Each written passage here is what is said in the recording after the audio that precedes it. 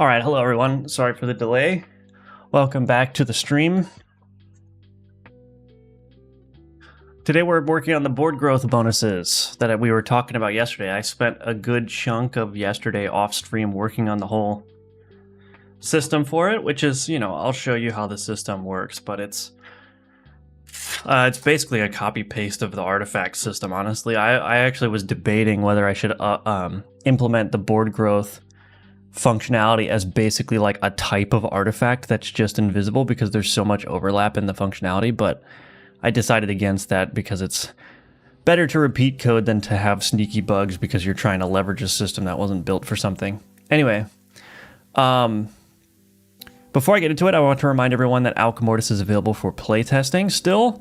The playtest will be shutting down relatively soon, so if you haven't tried it yet, you have at most a couple of days left to try it, so give it a try. Let me know what you think in the Discord. You can also add it to your wish list. I would appreciate that. And let me do this. Move this over. And then what else? You can support the game on Patreon. If you subscribe at the sponsored tier for at least 1 month, I will send you a Steam key for the full game when it releases, and your name will be listed in the in-game credits. And you can also purchase my Udemy courses. Those will teach you how to build complete games in the Godot engine. Beyond that, you could subscribe to the YouTube channel, follow on Twitch, all that good stuff. So anyway, yeah, I am streaming these streams on Twitch, by the way. So if you're here on the YouTube and you don't know that, I think there's a Twitch link in the description below. Anytime you see me live, I will also be live on Twitch unless I forget to click the button, which has happened a couple times. Hello, Snupbill. Thank you for the IDR 10,000. With the message, Yummers. Thank you, thank you. Welcome back. Good morning, Ninja Link. Good to see you. Clickertail, welcome. Good to see you. 450 watch streak. Dang. Wait. Oh, wait. 125 stream streak. 125 streams. Dang. The 450 is the points or whatever. I still don't even know how the Twitch point system stuff works. Hello, Emerson. Welcome. Good to see you. Good morning, Malicious Rabbit. How are you doing? Dozy Burrito, welcome. Welcome, welcome. All right, so let me show you this board system. I got to restart my extensions, I guess. So I'm calling it a board effect system. So just for context, this new system is designed to make the grow board events a little bit more interesting, because right now the board growth is like, it either adds a row or a column, and whether it adds a row or a column to the, well, let's see, whether it adds a column or whether it adds a row, it doesn't matter which direction you choose, it's mechanically the same, right? So if you choose to grow right, it just adds a column on the right edge, but it's the same amount of cells that get added, so the board ends up being the same size. Growing it left and right just changes how your existing items shift around. So you can like have items on the right edge of the board and choose to add a a column to the left side of the board, so you don't have to remove everything from the edge if you don't want to. But anyway, so I heard this feedback a couple of times, and also I think it was Quill who was playing the game. I was watching, and he was saying that, well, the grow board is like mechanically the same, so it doesn't really matter. And I was like, man, I think I should do something about that. Like, I think I should make the grow board choice a little bit more interesting. And so the way that we're doing that is we're adding grow board effects, which are buffs that are applied to either the row or the column that you're adding, such that anything that ends up sitting in that column or row will gain a bonus, right? So if I go here, I put the skeleton warrior here, this is just normal. So I have it hard coded right now. If I click grow board anywhere, like if I grow board left, that will add a cooldown reduction passive for any card that's in the left column. So if I put this here, now it has that passive ability, right? Reduce cooldown by 0.3 seconds. And that works if you're just even touching it, right? So if I put the boat, the ferryman here, he gets that cooldown reduction there. Same with this. So I could like really like min-max this, right? Like I could put stuff up all along the edge here, right? And now like about all these items have that passive ability. And then I could do it again. So I could add another column to the left there. And now the interesting thing is that since both of those columns have the same exact ability, I've got two of those abilities on these things. Well, anything that occupies both columns anyway. This one still has one because it only occupies the one. But anything that spans both columns will have both of those abilities. So I only have that one ability implemented, and obviously there's no like visual indicator that the buff is in place or that the buff, like you have that buff, right? So that's going to be the goal for the stream, is to get those visuals in place and then add some more buff abilities. But I can already see that this is going to add an extra level of strategy. So not only will the board growth choices become more meaningful, because not only do you have to think about what the board bonus is going to be, but you also have to think about your current build, right?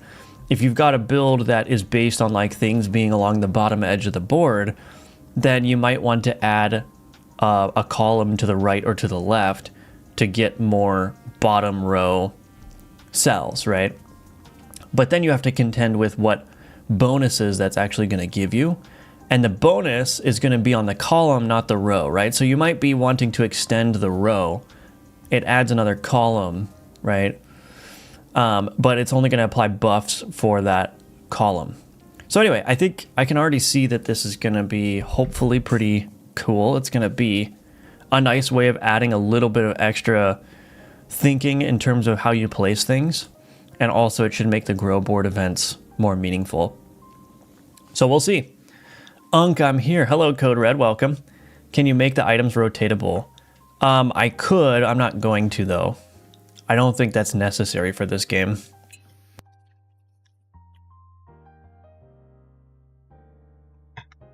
A lot of people have been like requesting that it's rotatable, and I think I actually like the constraint of them not being rotatable, because the thing is, like, the way that you rotate items in my game is you transfer their abilities to other items in alchemy.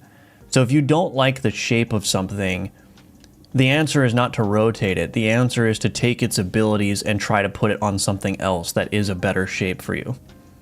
So I don't want to give players too many tools to be able to just like use the cards that they have. I want them to have to risk or think about going through alchemy to min-max. So I'm not going to be adding rotation. Now I may I may do something like create an artifact that allows you to rotate items. But I probably won't do that either, because that's a lot of technical effort to support like just an artifact. And plus that artifact wouldn't stack. Although I could make the artifact able to just rotate an item once permanently or something. Anyway, probably not going to do that. Hello, Real Crudo. Welcome. Good to see you. Welcome back. I keep hearing grill board that I thought you could eat the units now. Interesting. I mean, you could. I mean, squid is pretty good. Anyone had any like grilled squid or anything? It's pretty good. Nice and chewy, a little bit crunchy. Anyway. Does not like that. Anyway. I've been coming and going over the last few weeks. Honestly, having kids, dogs, and injury life is hard. Yeah, that's all right. That's all right. I hope all is going well now for you. How do I learn code more efficiently? I've been learning code off and on for a month and understand it, but when it comes to writing it, I just can't. I would say that a month is a very short amount of time to expect to have, to be comfortable with it. So, I mean, like, if you think about like the best coding boot camps, which are like accelerated, like programmer training, essentially, the best of them, which are really rigorous and pretty challenging, take like 6 months. So if you're a month in and you feel like you're starting to get some understanding, but you're having trouble writing it, I would say that's normal. I don't know if it's a matter of like you're learning inefficiently. I think it's just a matter of like maybe you just need to have a little bit of patience with yourself. Like it's going to take a long time and it's going to be very frustrating at first and you're not going to know what the heck is going on. But if you stick with it on the order of half a year or a year, you'll be in a much better spot. As far as learning more efficiently, I think, what I could say is what I usually say, which is trial by fire, just try to create something very basic with the knowledge that you have, and then just look up information in a targeted manner when you're stuck. So if you forgot the syntax for like a for loop or whatever, go ahead and look that up, right? But set yourself a goal to accomplish that you think you can achieve with your skill level, and then try to do that. And it could be something very simple, right? It could be like a console app that just, splits a string up and prints all the individual letters. You know what I mean? Like stuff like that is pretty trivial for somebody with experience, but it's not trivial for somebody who's learning. And that can actually be a great way of getting more comfortable doing things, right? So, everything is going good, still very much injured, waiting to see a physio again so they can send me for a scan. Interesting. Okay. Well, good luck to you. Yo, Jesse Pinkman, yo. Hello, Shaba's Games.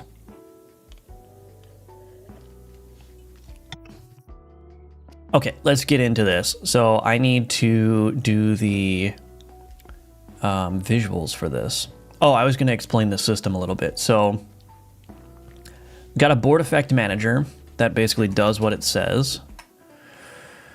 The board effect manager is here. It's basically the same exact thing as the artifact manager. So the board effect manager, this maintains a list of board registrations. So the board effects are on a per board basis. They're not global. So each board will register with the board manager, and then the board effect registration has a list of the board effects that affect that owner board.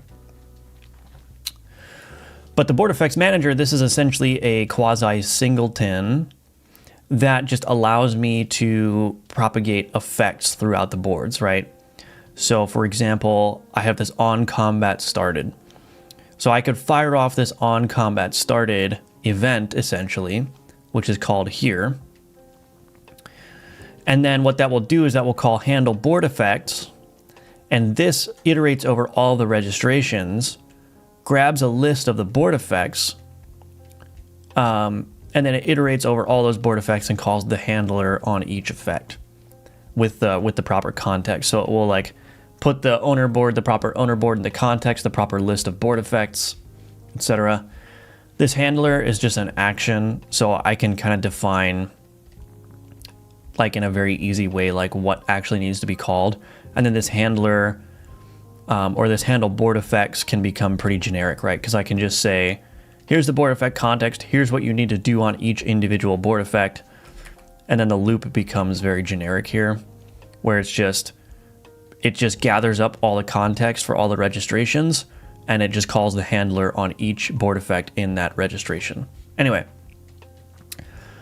so that's basically how the manager works. The base board effect is very similar to the base artifact. So this extends ref counted, got a bunch of stuff in here. There is persistent state because I need to store the column index and the row index for the board effect. So the individual board effects store their own row index and column index that they're at. There's a default query options, which basically sets up my query options to be either to the right or down based on whether they're at a row index or a column index. This get filtered composed abilities, this is just a way of caching the abilities that are added to items, because if I don't cache it, it would create a new reference to the ability every time, and that's not something that I want to do. So I want to create stable references basically for each different board state. So when the board state changes, I want to create a stable reference of all the abilities that get added to all the cards. And then those abilities should be stable until the board state changes again. And that's for other technical reasons that I don't need to get into. What else? I mean, that's basically it. That's basically it. What it will do is it has this card matches query. So this allows me to check if a card is affected by the base board effect. This will call query affected cards. I get affected cards from here. This again is cached, so I just don't need to get this every time. But this basically returns the list of cards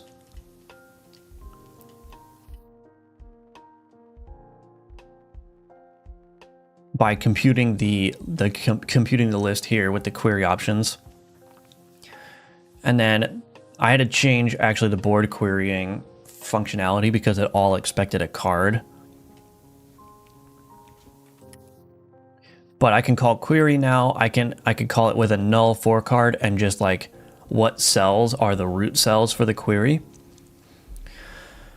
So I can pass in basically what is the root cell for that board effect. So the root cell will be like one cell basically, and then it will either go down or to the right from that cell based on whether it's a row or column index.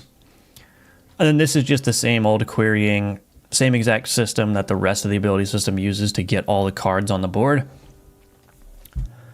And then, for example, in the cooldown reduction board effect,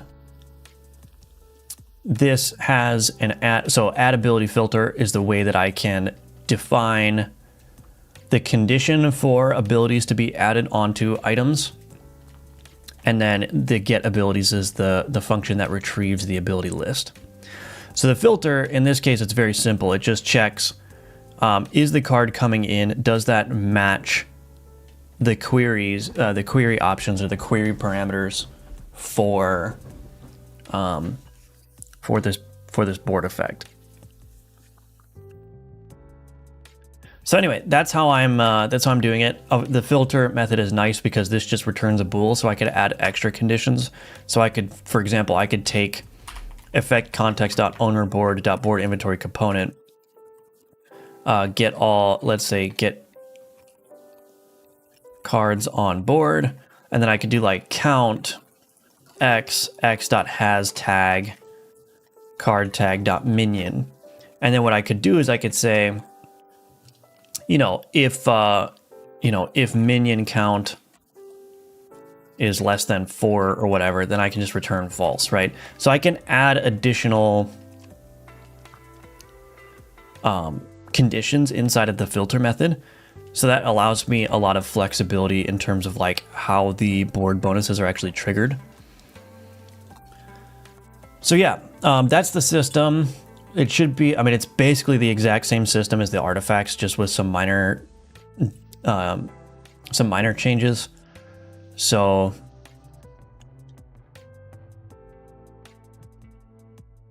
yeah, I think that's basically it.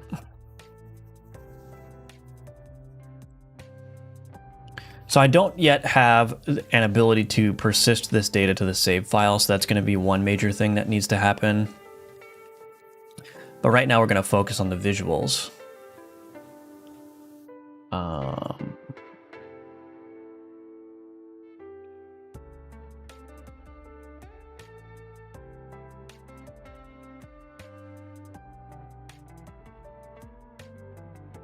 Okay.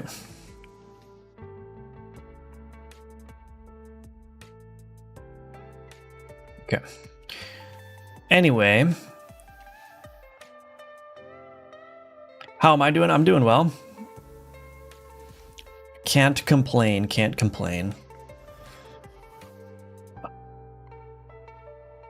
Hello, Wooyus, welcome. Did you make all of your own sprites? I did, yes. Everything you see on the screen was drawn by me. All the items, everything. I've done everything basically myself. I've done the vast majority of the programming, probably 95% of it. The other 5% was AI assisted. I did all the art myself. No AI there on the art, all hand pixeled. Music, I'm hiring somebody to do the music. Hired somebody to do the capsule art for the Steam page. And for sound effects, I just have like a sound effects library that I use. So I guess it would be inaccurate to say that I made this game from scratch, but it's just a solo effort. Like, it's just me coordinating everything basically. Okay, so I got these little Orbeez. I had an idea for like I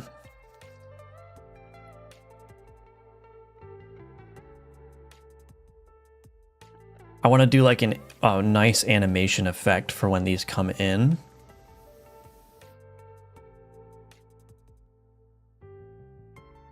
But I don't know if it's going to work. I'm going to kind of try to use the same strategy that I used for the priestess.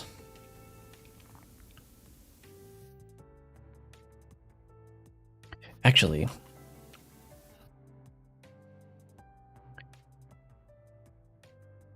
yeah, I'm thinking I could take like this here and I could just like flip it to kind of give it the impression that it's like a sheen going across the thing when it comes in.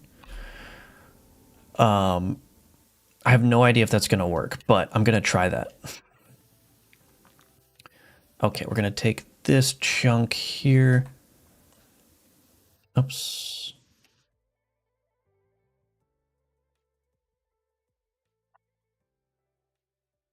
Okay, so I'm realizing now that I actually don't want this to be I want it to be down, and I think I want it to be at the top of the board or at the bottom of the board. Maybe the bottom of the board is okay.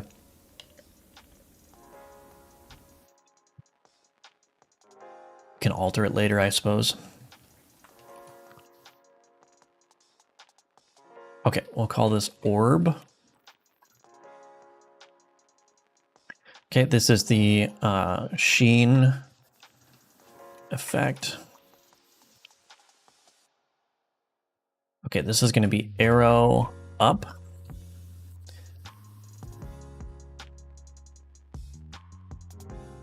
I do want to change this a little bit. Do I want to change it a little bit?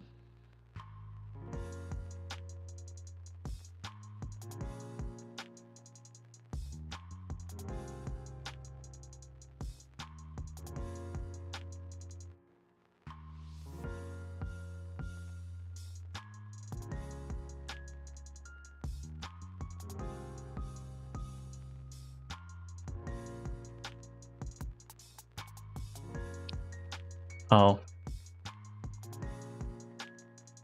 Where is this? Oh, I put it on the wrong. Okay. All right.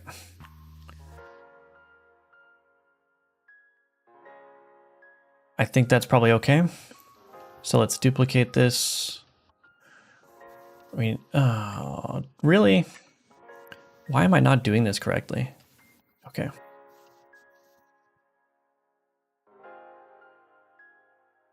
Okay, everything is nice and separated now. So this is going to I need to change the lighting for this one. Cannot just simply rotate it. That would not be correct.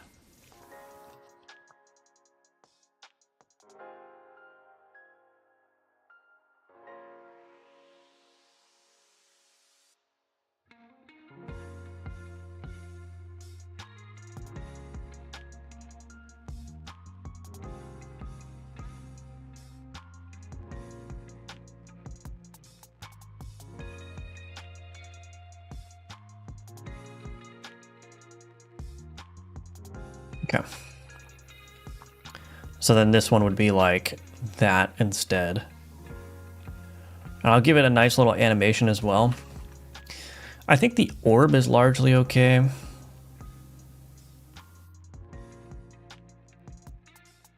I need to be on the orb layer.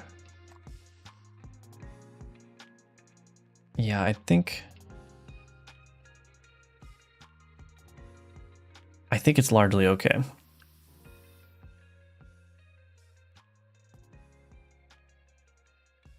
I don't know about this though.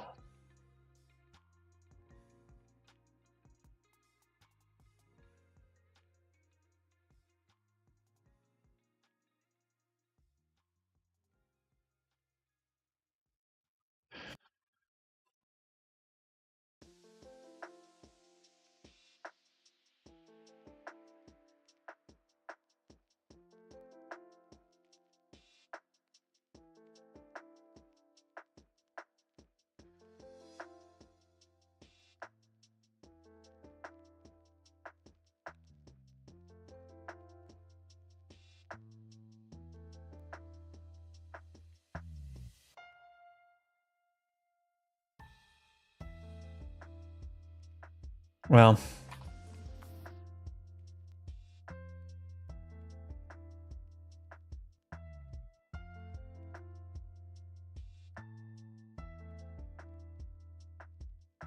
I guess I won't mess with it too much. I can update it later if I want to.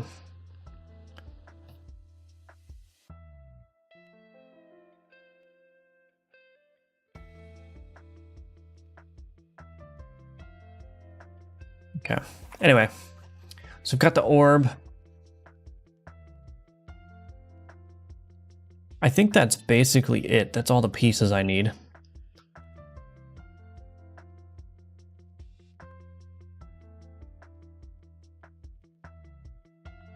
I'm currently working on adding other card types. There's only one card type in my game, and that's exploit. So I gotta add a few more types for the player. Nice. Always fun adding content. Might have covered this in a past video. I didn't see, but why did you choose C# over GDScript? Just for the structure, that's all. Welcome, Jonathan Stiverson. Just for the structure, I think, I mean, I'm doing all kinds of stuff in here that would be hard to do in GDScript. Interfaces, I'm making heavy use of interfaces, which are really important for my game. I'm trying to think, like, I'm using a lot of link, which makes going through all the abilities. I can, I can do code generation much easier, which I'm using quite heavily. This is actually not code generation, but being able to tag something with like an attribute that I can identify is really useful. Just like all those kinds of nice things.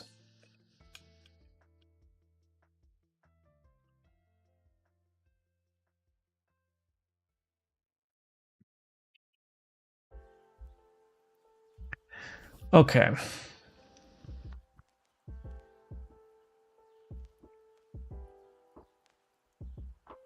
Let's see where we want to put this. Scenes, UI. Let's just create a new folder.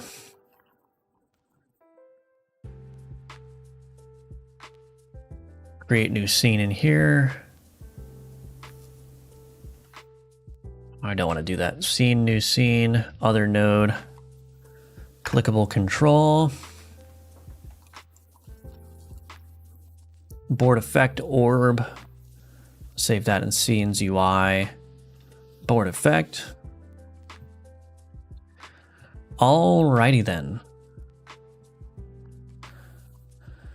So we've got orb, and then we're gonna do add child node, sprite 2D, arrow.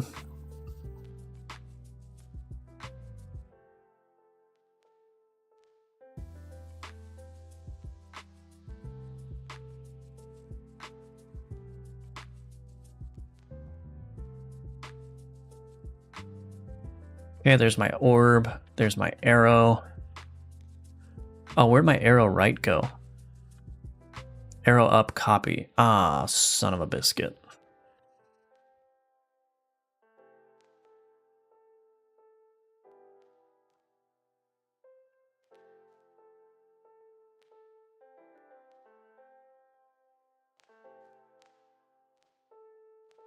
Is C# fully supported with Godot now?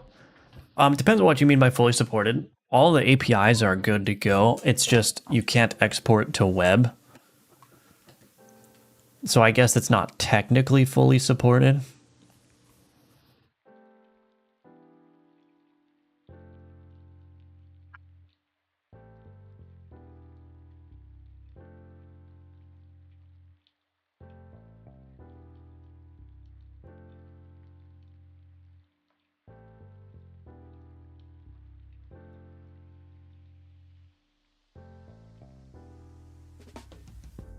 This is actually going to be a little bit annoying because I have to do...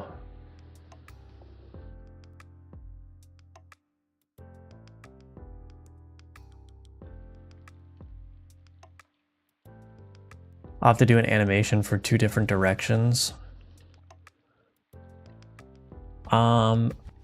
Maybe I won't do that though.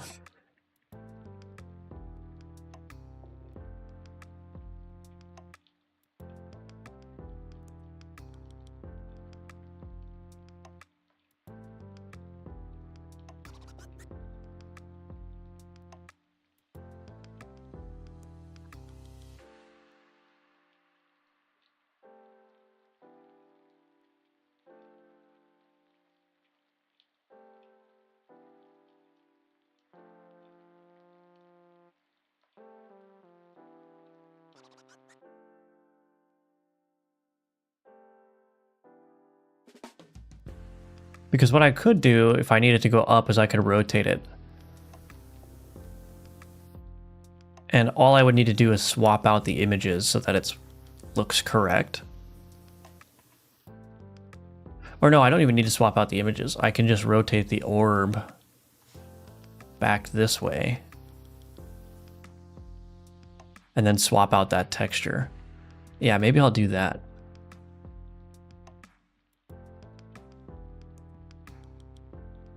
I have to create a directory for this. Scenes, UI, board effect. Oh, I need to go to scripts. Create new folder.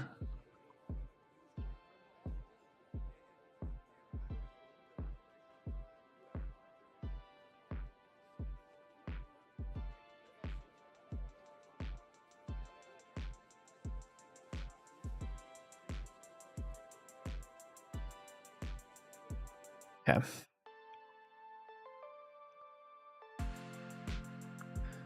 So what I'm going to want to do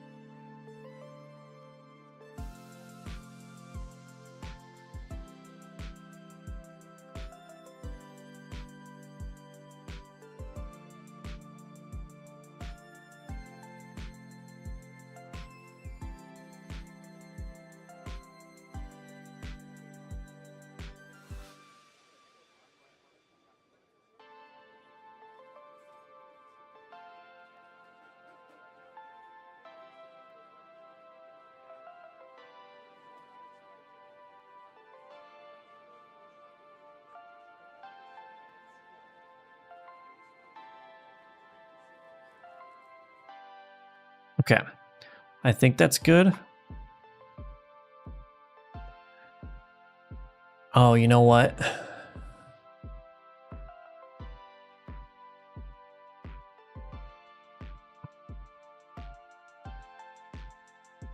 Oh, I need to build this.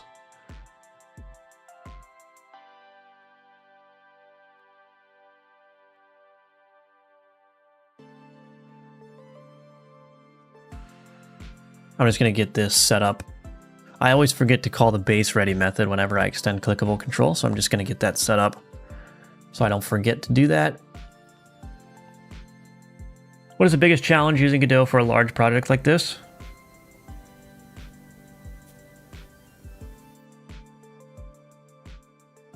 I don't know if there's a challenge with Godot specifically.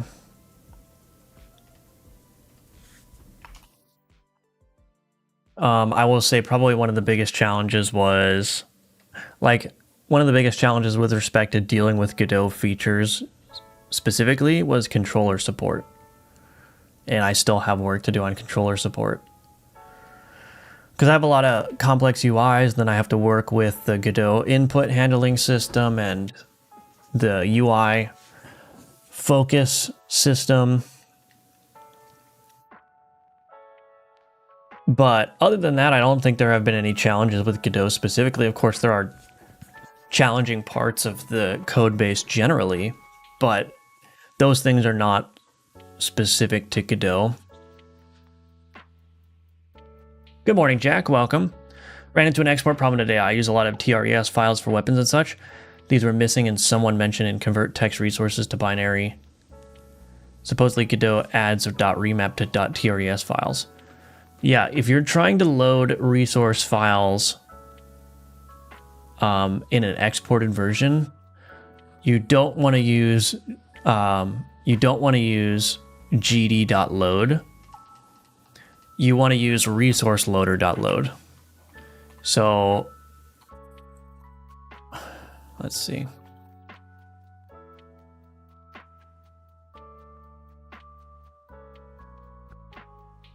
So here. So I am doing the same thing. I'm iterating over resource files to figure out like what all the items are, right? This is using resource loader.list directory. And then for resources in directory, well, it's going recursive, I guess, but you want to use the resource loader. because the resource loader will specifically handle the remap files. So when you say I want to get, you know, res : / weapon.tres, if you use the resource loader, that will automatically handle when that file gets remapped, you know, to binary. And you can still use the same path, right? So yeah, that's what you should be using if you need to load resources in an exported version. You use the resource loader, not gd.load.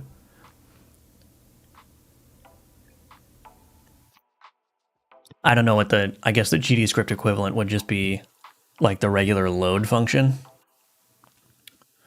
Any tips for making things scale well? Things to do from beginning to avoid getting bogged down later?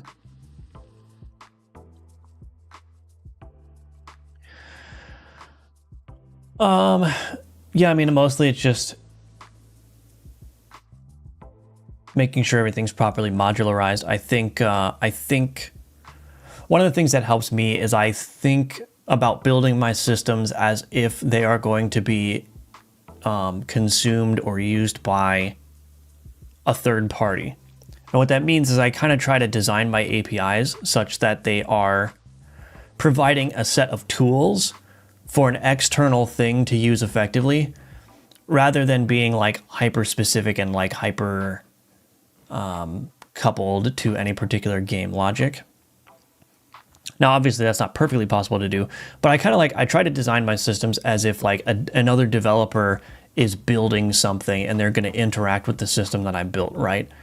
And I find that that's a helpful frame of mind to be in, because then it helps you properly modularize and compartmentalize things. It allows you to properly like silo your state in the places where it's appropriate.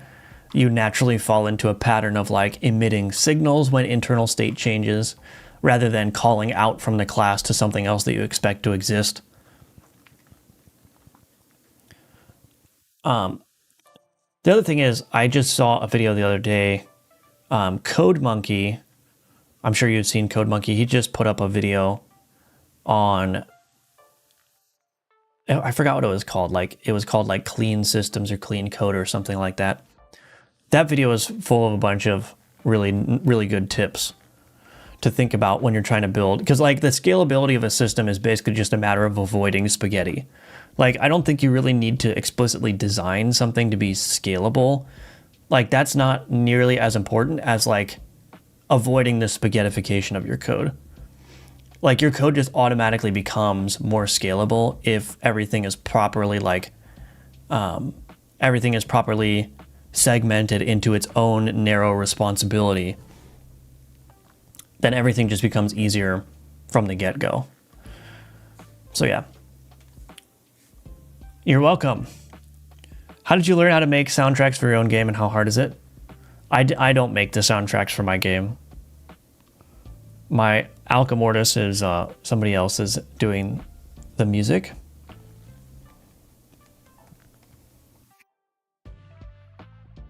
You're welcome. You're welcome.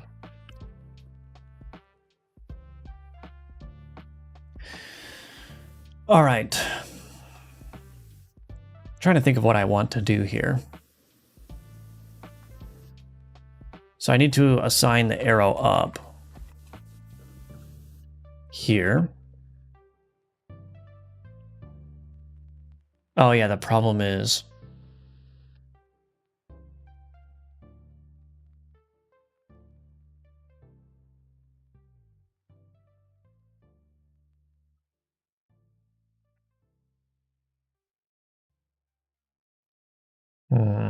I can only assign one outline target. I think it's actually probably okay. If I assign visuals to the outline target and then I say use parent material on all of those, then that should work. We're going to disable the outline animation so it's not annoying.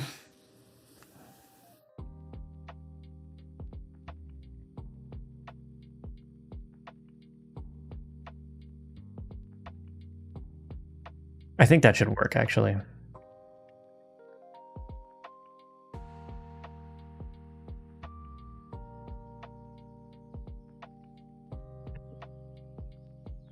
Okay.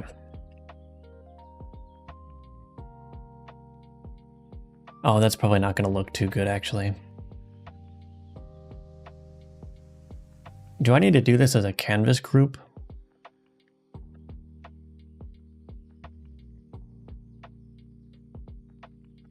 I might need to do this as a canvas group. Oh, well.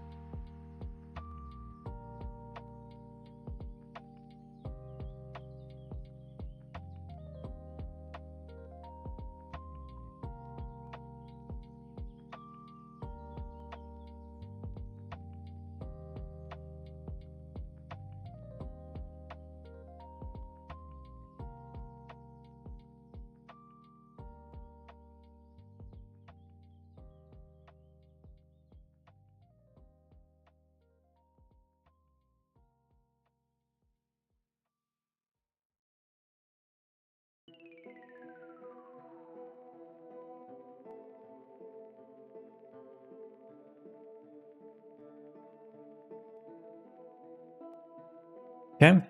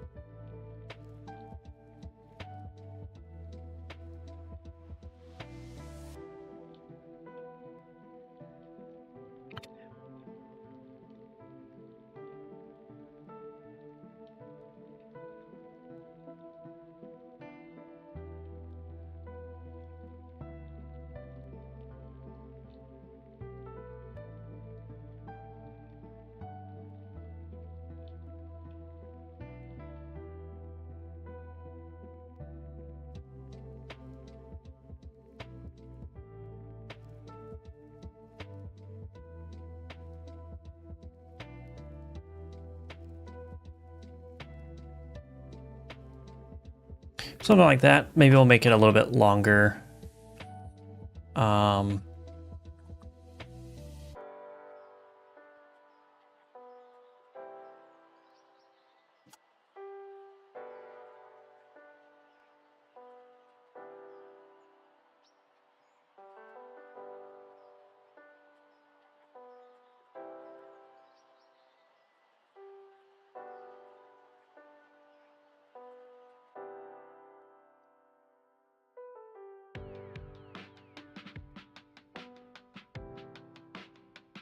Yeah, we'll try that. It doesn't matter.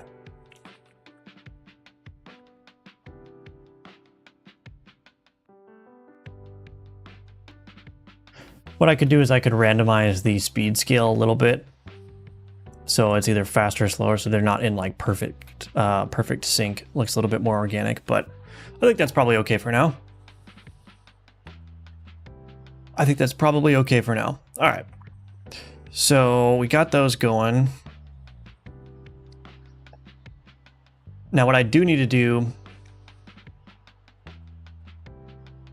this is actually going to be a little bit annoying. Maybe what I should do is I should make this, you know what, let's just make this 18 by 18. We'll make this the same size as a tile. that's going to be a lot easier for me to center everything. Because then what I can do here is this position can be 9, 9, and that can be perfectly in the middle.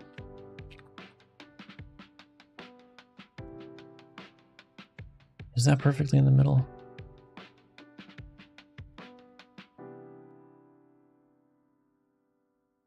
It doesn't look perfectly in the middle.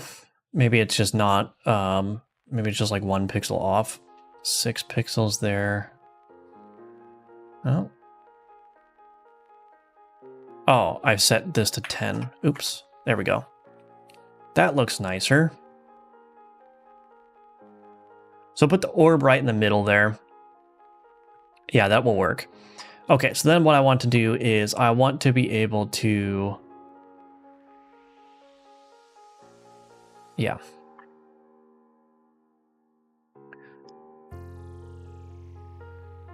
Set board effect.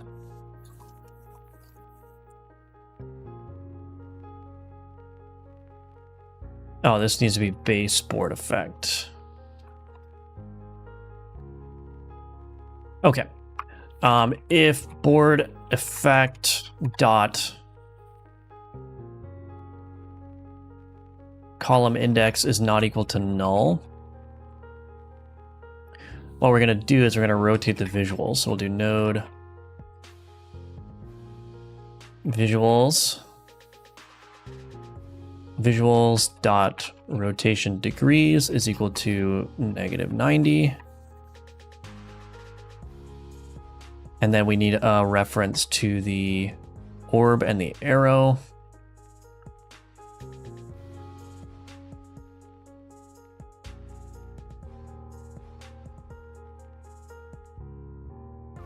Okay.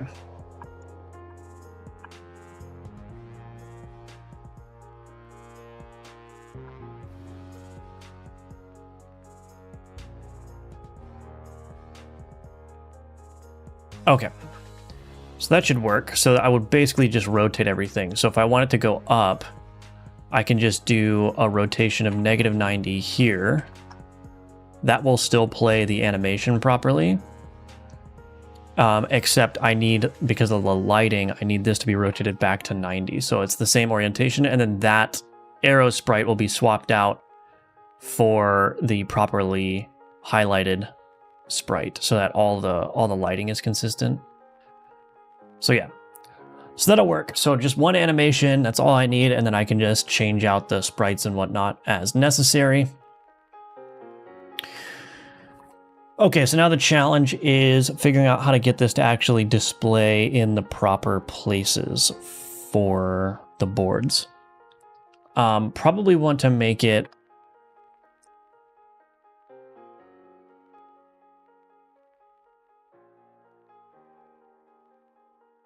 Probably just going to want to do another node 2D here, and we'll do like board effect indicators or something.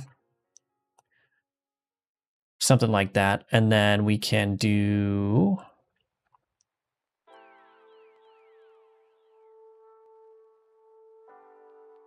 I might as well just like...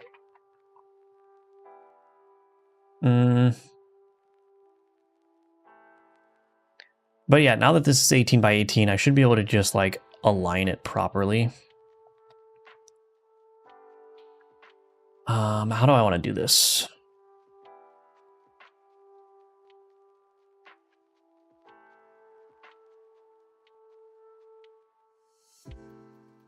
I need to get...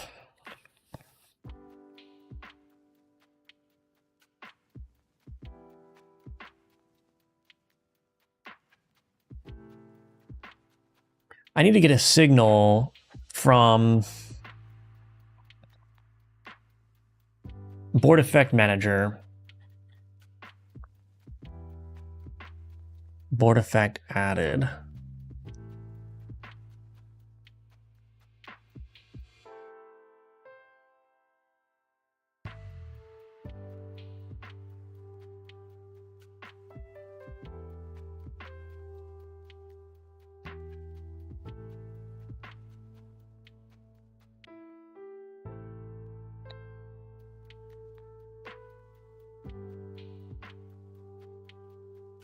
I suppose what I could do is I could create some kind of like board effect indicator component or something. Put that in here, have it connect to that signal.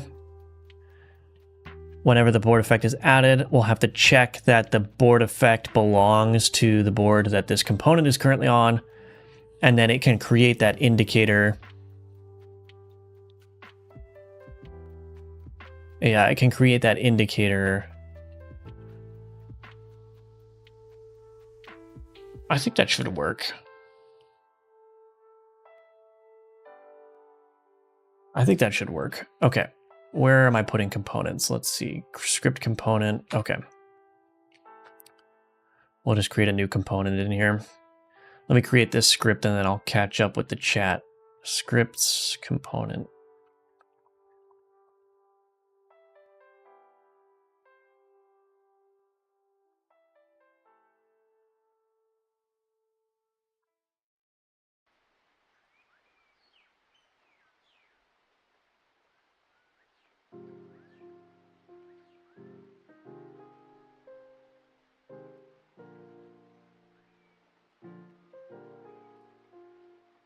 Build that.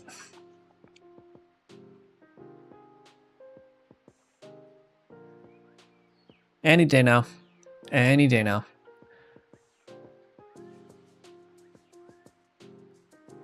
Okay. Alrighty. Hello, Rookie Tookie, welcome. Ashwin, welcome back. Good to see you. Do you render pixel perfectly using Godot's built-in viewport settings, or do you use a render texture? I like pixel perfect for effects and rotation, but camera movement feels laggy. Yeah, I'm using pixel perfect. I think render texture, if I know what you're talking about, it's a way of like rendering it pixel perfect, but it's a texture that you kind of like scroll around instead of using the built-in camera, which gives like a smoother camera while maintaining the pixel perfect nature.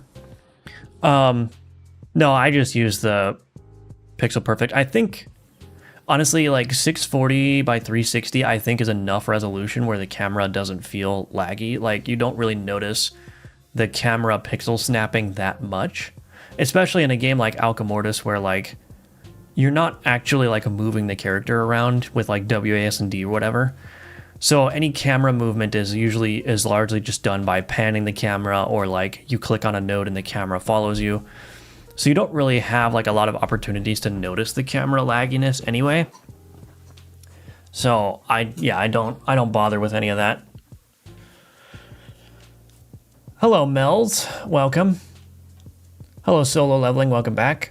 Dev by Slavi, nice to see you streaming more. I've been streaming for a while. I do 2 hours every day for like a year and a half now, maybe more. But thank you, appreciate it. How do you manage localization in your game?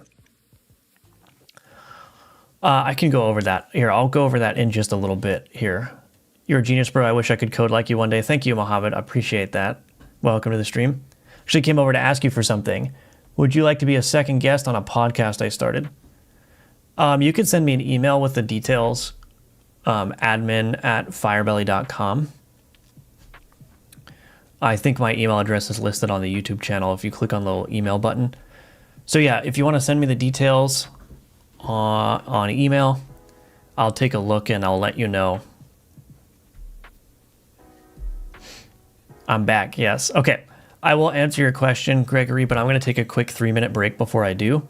So when I come back, we'll answer that question and then we'll continue on. All right, BRB.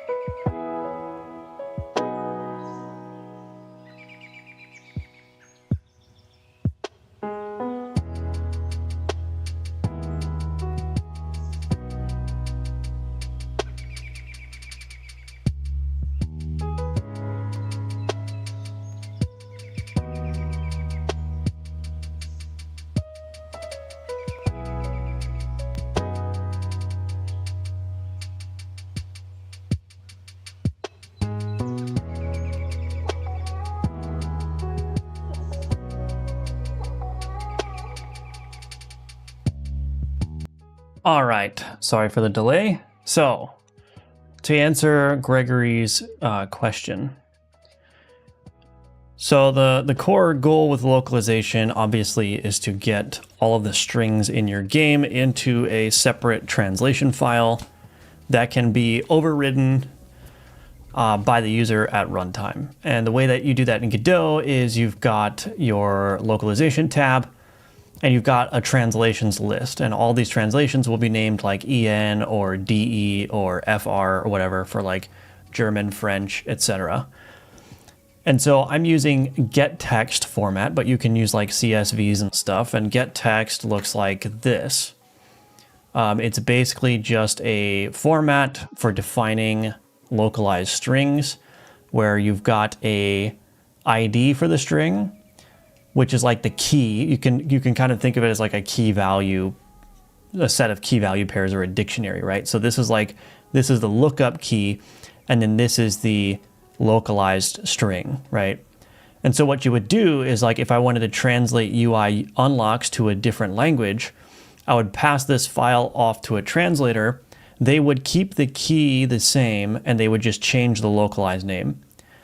And then when the user switches their locale, it would just pull in the proper translation file where all of the keys remain the same, but the strings that they map to change.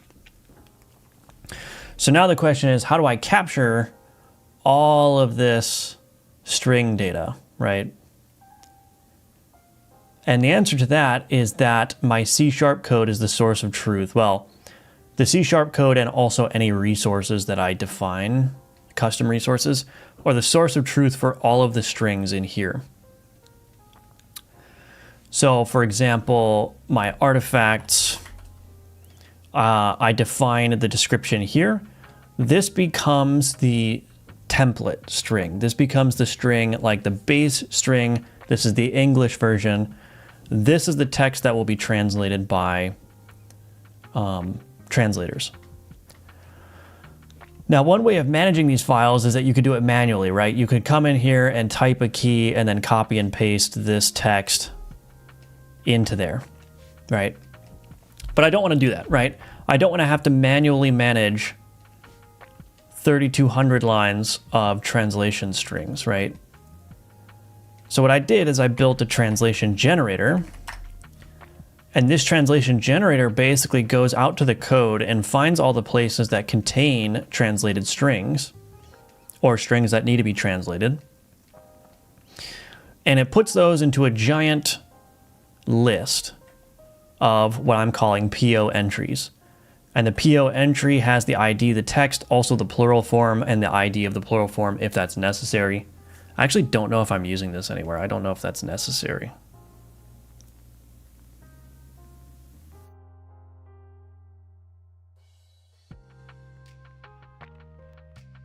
I really don't think that's necessary, but anyway.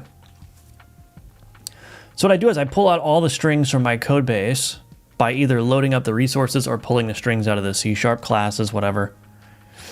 I generate that giant list of PO entries, and then those all get constructed here, just with a C# string builder and then written to that file. And that's basically it.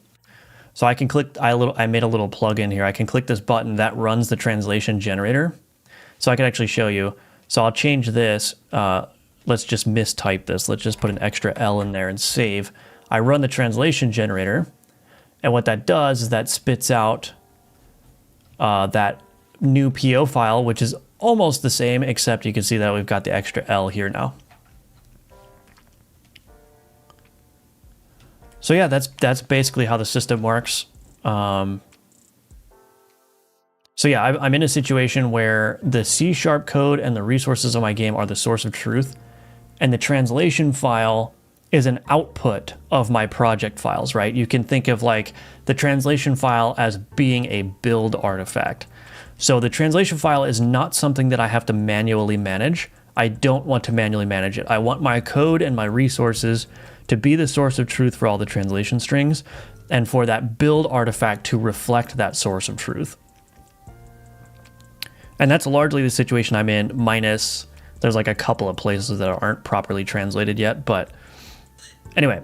So I highly recommend doing something like that. I don't think you want to be in a situation where you're manually updating a translation file if you can help it, because not only is that tedious and boring and terrible, but, you know, there's plenty of room for error there too. And, you know, let's say that you need to go in, like, let's say you deleted a bunch of strings and added a bunch of new ones. Now you got to go back into your file and you got to find all the deleted strings and remove them manually. Then you got to find where to add the new ones, and you got to find the ones that updated and type those in. Because this is a build artifact, anytime any of the text in my game changes, whether it was deleted or modified or added, that is all reflected in the translation file when I build it. So if I delete something and I rebuild the translation file, those keys will be deleted from the translation file. Because the translation file is just constructed from the top down every single time. It's just fully rebuilt every time I click that button. And that's how it works. Just wanted to stop by, bought the course on Udemy. It helps. I'm on my way of making my first game. It's going well, except the game art. It's okay, but too slow. Yeah, game development is slow, but thank you, Pumpkin Tree. I'm glad you're enjoying the course. Appreciate that. That's genius. Thank you. Yeah, I think these are the kind of solutions you come up with when you're terrified of doing tedious work. You try to figure out how to automate it. But I think that's actually a good way of approaching the translations, because if you think about it, like, all the strings that you want to translate are already built into your game. So the fact that you would have to manually go and like copy and paste those over by hand is like, that seems wrong to me, right? Like, if all the strings that you need to translate are already in your game somewhere, either in the source code or in the resources, then you should just like pull those out, right? And the reason I like to use C# is because I can use attributes. So I actually have a translation string attribute. This allows me to define a translation string in the source code. So if I need a string to display for some reason, I can put it directly in the source code as this translation string with the English language text, whatever group it belongs to. This is just for organization purposes. That's not really that important. And then I can put the key in a constant variable. Is that right? Constant variable? That doesn't sound right. But in a constant here. And that translation generator will look for all instances of the translation string in the code base, and it will pair up the value of the constant with this English language. And there you go. You've got your key value pair for the translation file, right? And then when I need to use it, you know, I just create announcement, pass in that key, this create announcement under the hood. Well, the weird thing about Godot is that if you set a label text to a translation key, it automatically translates it for you. So because I'm passing in this key to that announcements here, and that's automatically setting a label text to that key, it becomes automatically translated to whatever language is currently set by the player. So yeah, so this is what I mean. Like, the source code is my source of truth, and I'm making that explicitly the case by having like these kinds of annotations that get pulled in by the translation generator automatically. And I like this too because like now I can keep the relevant strings local to the classes that they apply to, or that kind of like own them, right? Because if I didn't have something like this, I'd just have to like go out somewhere else. Like, I have this en base file. I'd have to go in here and like paste that string in here, and like it's not clear that that's owned by this. So like being able to co-locate the translation strings with the relevant classes is incredibly nice, because then, like I said, if I ever need to update anything, or let's say I don't want this announcement anymore, I just delete it and it gets deleted from the translation file. That's it, right?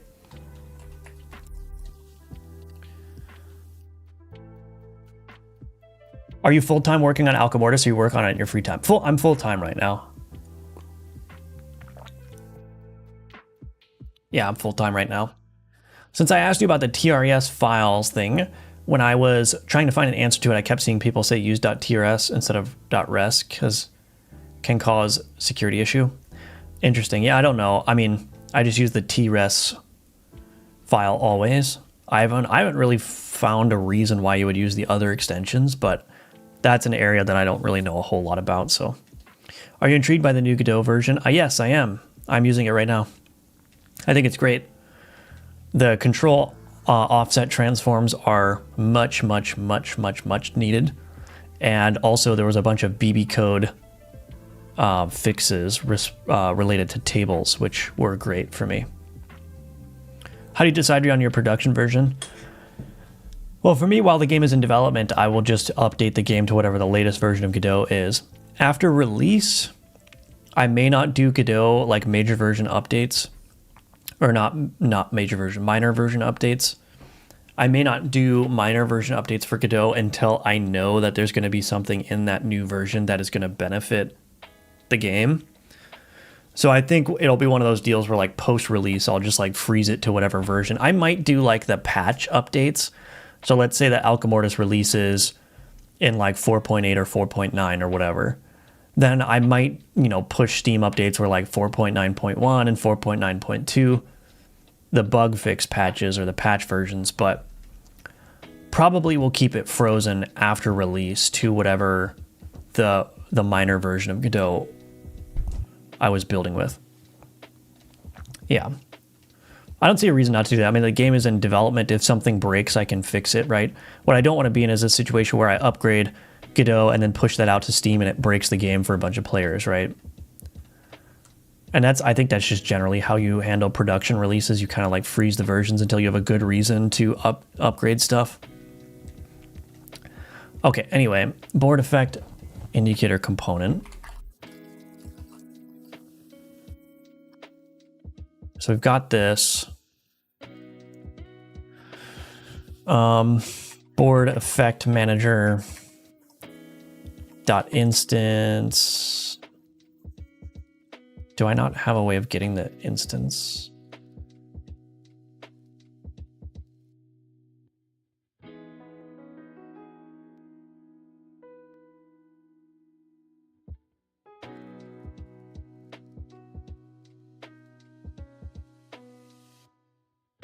Oh, I think I need to do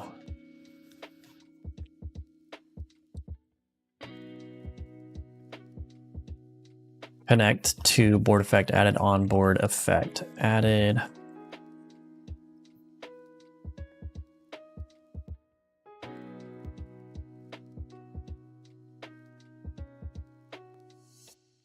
Okay.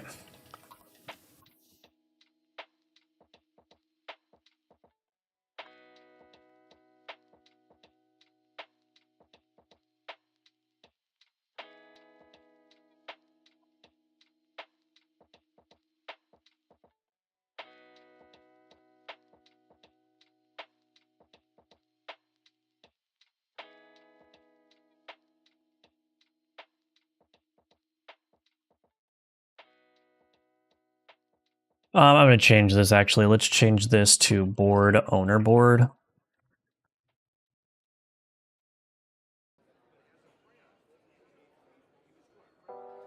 Okay. Okay. Board owner board. We also want to do this.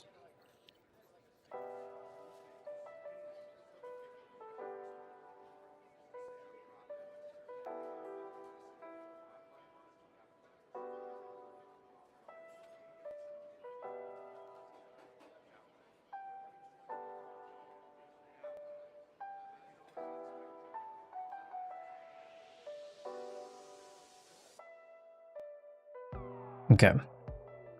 If this dot owner board is not equal to owner board, we'll just return out of here. Okay, otherwise, we will go ahead and...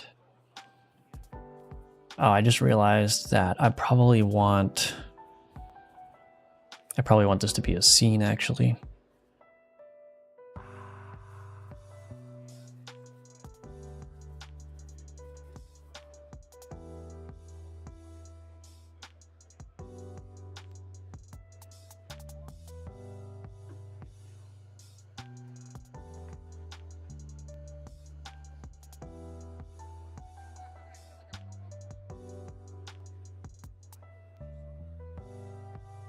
Is this going to break?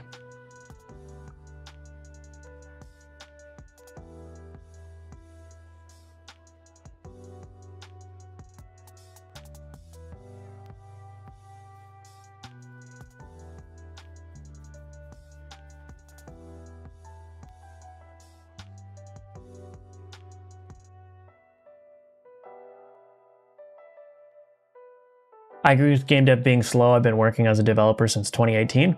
I started game dev with Godot 1 year ago and feel like I'm starting over on development. It's so different. Yeah, it is. It is different. Don't change if nothing breaks. Right. Always loved making games since I was 10. I'm sadly in civil engineering and I want to start game dev as a small hobby since I don't like my major, which I focus on this summer. I used to code.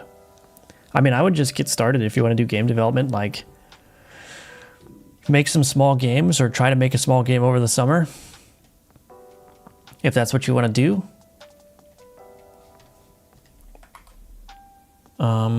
Is this not working?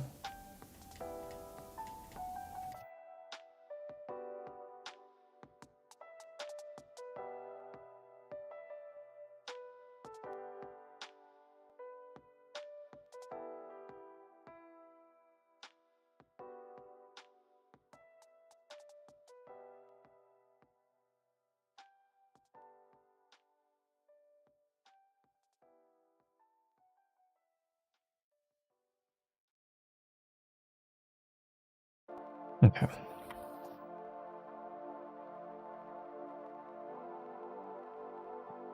All right. I'm also going to need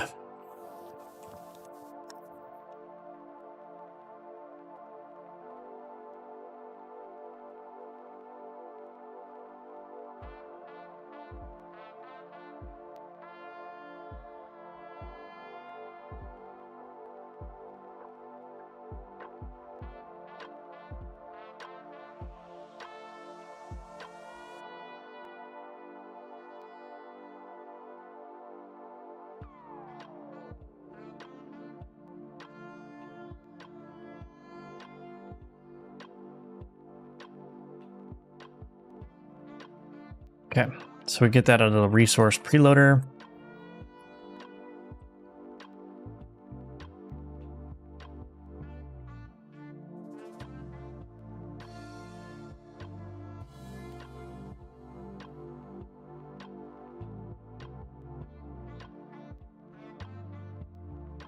Okay. Resource preloader dot instantiate scene or null. Board effect orb.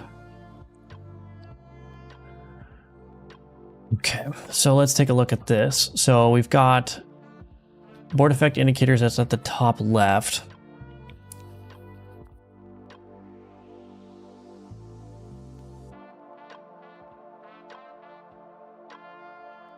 So we're gonna have either a row index or a column index.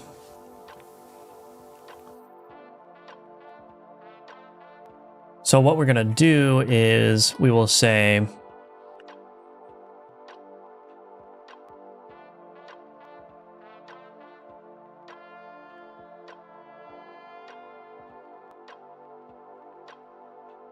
we're gonna add the orb.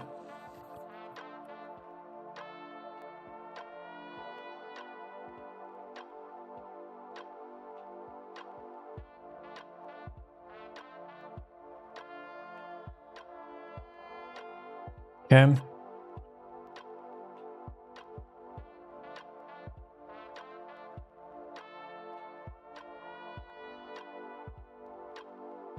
Let's actually call this configure.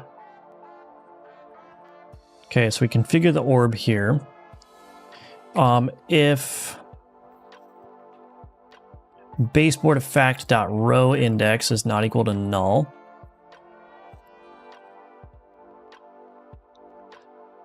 so we have a row index here. So what we're going to want to do is we're going to say orb.position is equal to new vector 2I.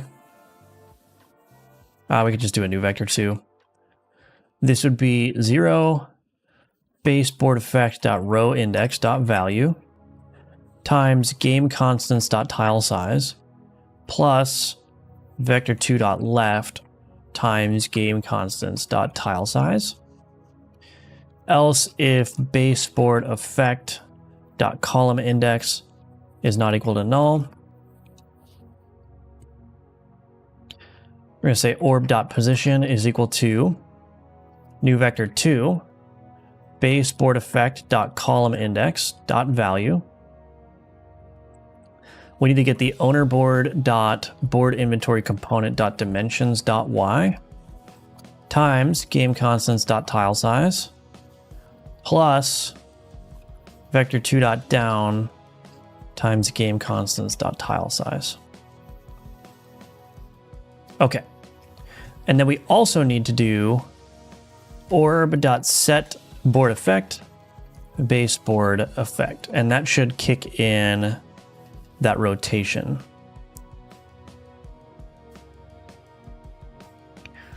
So we are going to need to listen for when the board grows as well.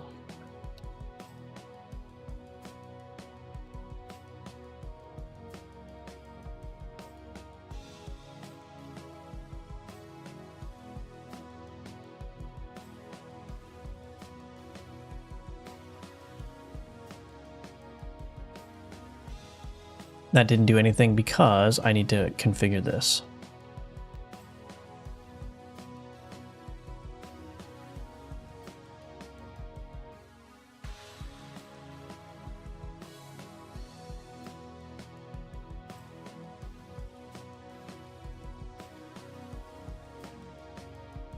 Okay. That's almost correct.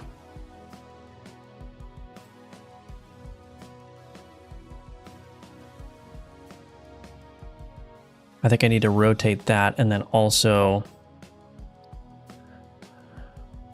in here, let's do divided by 2.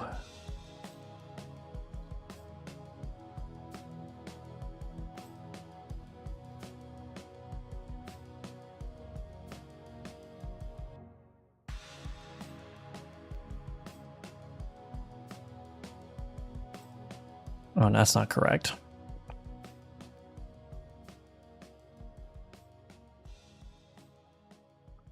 How do I save game state? Oh, goodness. I can go over that in a second here. Let me do a little bit more on this real quick. Okay, so that's kind of working. So the idea is you'd be able to hover over these orbs and they would tell you what the effect is and highlight the row as well. Let's go left. Why does that one feel like it's so much further down than this one?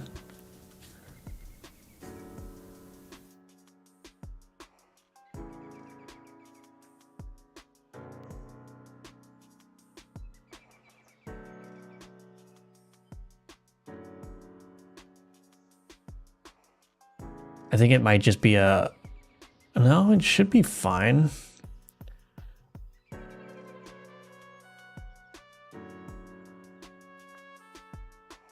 This one is being placed. Oh, right. This needs to be dimensions.y minus 1. Okay.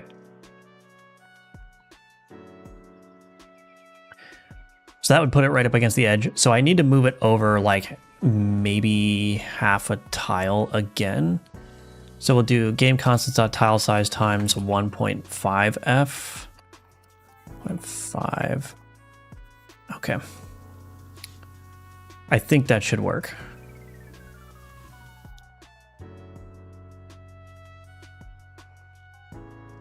And we're going to do like a nice fancy in animation and everything.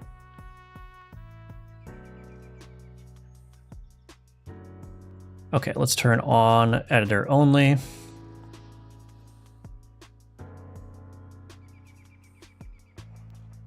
Now if I grow the board left. Okay.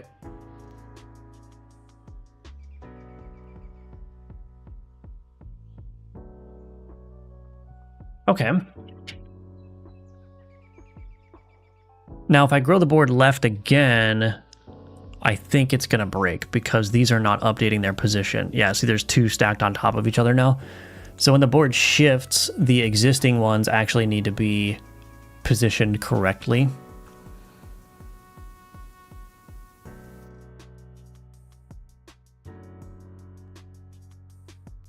All right, I think that's pretty good though. No regrets. All right, so I will just go ahead and commit this right now. She'll work on board visuals, board effect indicator visuals. All right, so how does the save system work? So it's all JSON. I've got a save model here. The save model has a bunch of inner models in here. So if you're familiar with JSON, these would be like sub-objects. So I've got like my unlock model that stores all the unlock data. The run model, this is probably the most interesting one because the other ones are just like dictionaries essentially. But the run save model, this has to save things like the board state and the card state and everything. A lot of this stuff is super straightforward. Like when I'm saving the board, I need to obviously save its dimensions and what cards are on the board. Artifacts, same thing. I just need to like store what the artifacts are. So a lot of it is really straightforward, right? Like you just say, here's all the IDs of the cards that I have on the board, and here's all their positions, right?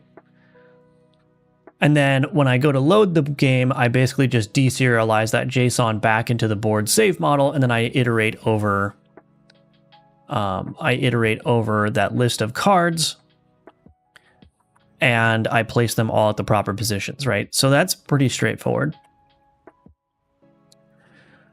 But in my game, you know, I have the alchemy system, which allows you to put abilities from cards onto other cards, right? Or you have like artifacts that put abilities onto cards and so on and so forth. And that's where it gets interesting. So the card save model, where is it? Oh, it's in the board save model. So the card save model, it contains the ID of the card, the position on the board, but it's also got all this extra stuff, right? Is legendary, display name, override, bonus ability slots, base cooldown. But then we've got the abilities, right? How do we save the abilities? And the way that the abilities are saved is they have a card ability provenance model. And the ability provenance is essentially a way of determining where the ability originally came from. So in my game, no abilities are created on the fly. Every ability that you can encounter in the game has already been implemented in the code base, right? It's not like you can construct your own abilities or whatever. It's all been predefined. Like all the abilities come from somewhere that's well defined. And so what the card ability provenance model does is it's a way of identifying where an ability came from. So if I have a skeleton warrior that has fire ability on it, because the skeleton warrior doesn't typically have fire, I need to save that ability provenance for that fire ability. I need to save where is this ability actually coming from? Like where does it originate? And so that's what the ability provenance model does. And so when I go to load the game,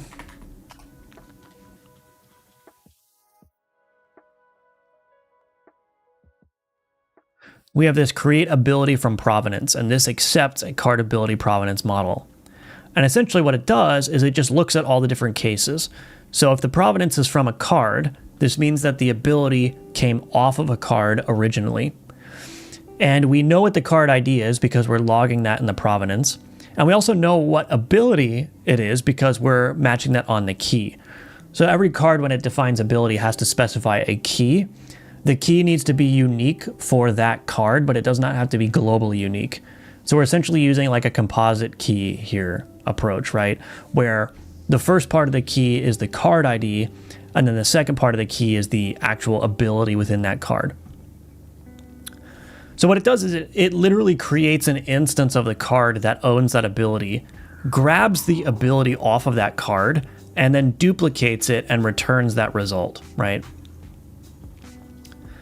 And so that's how I can get a reference, an actual instance of the ability from the provenance model, is it literally just goes through all these different provenance cases and decides how to grab the ability reference. Some of these are kind of a little bit more complicated than others, so I'm not going to go through all of them. So that's how that works. And then for persistent state, so I might have generic state, like let's say an artifact has charges, right?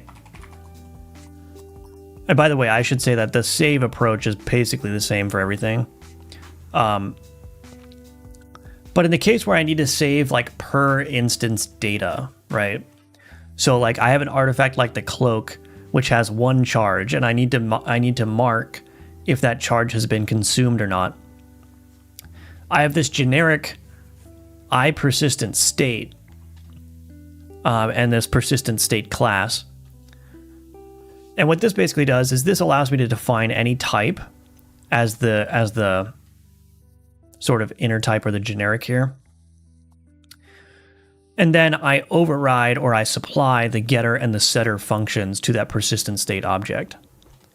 And when I serialize the object, we serialize this as part of the save system. So like in here, this is the toSave model for the card. It will check if the ability has persistent state. So if the persistent state is not null, then it will call serialize on that persistent state. And that just goes straight to the JSON serializer. It calls the get function to get the the most up-to-date state. And then it just serializes that, right? But then on deserialize, what I do is I actually deserialize the JSON data to that type that I supplied here. And I call set with that data. And this set state is like, it just takes a generic object and then it gets casted before it gets called in the set method here. So for instance,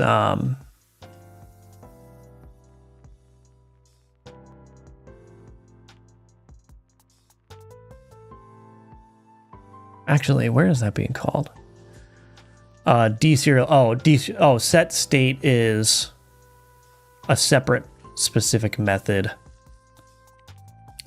This method allows me to pass state to duplicate. So if I duplicate an ability and I want to preserve that ability's internal state, I call set state on the duplicated ability with the state from the ability being duplicated. Anyway, but when we deserialize, all it does is it just deserializes the data into type T and passes that as an argument to the set function. So then in the cloak here, I have this persistent state object, which I override. So I override the persistent state object. I say it's a type of persistent state with an inner state type, which is just a record which has properties in it. And then the getter just constructs that state. It says, here's the new state with is used set to the internal is used here. But then when I'm deserializing it, I know that I'm getting a state object. So this will be a type of state here. And then I just set that is used flag, that private is used flag to state.isUsed. And then I can also do any like updates that I need to do. So if I need to update the state of the artifact based on the state that's being restored, I can do that in here. And this is all wired up such that when I go to save the artifact, so if I go, where is toSave model? Do I not have toSave model in here? How am I actually saving the artifacts?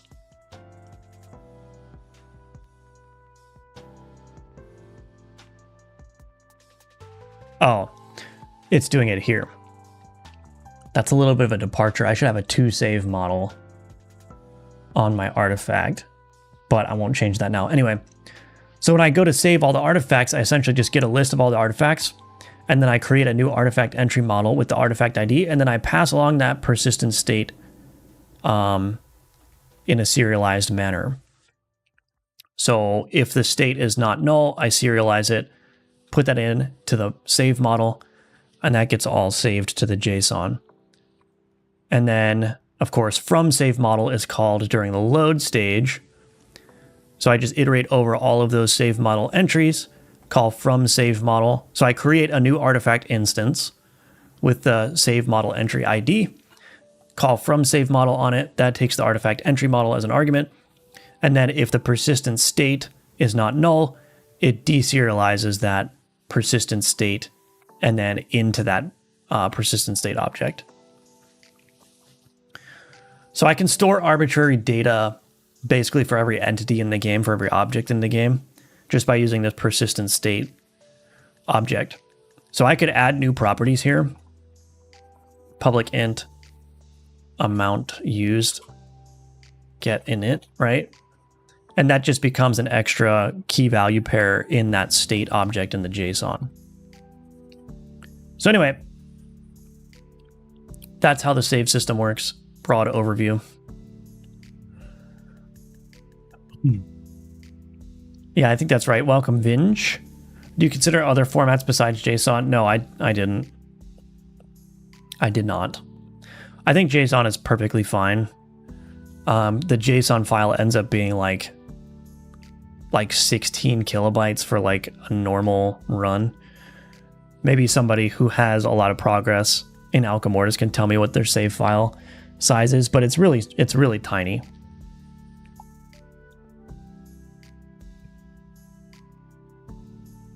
Of course, JSON is not the right choice for every situation, but for a game like this, it's totally fine.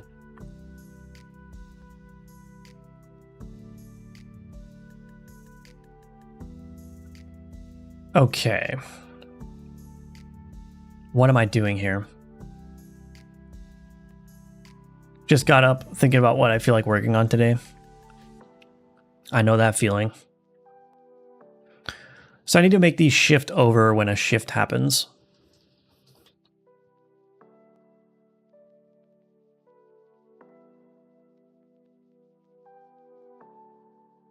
So I do this. If I were to grow left again, it would break.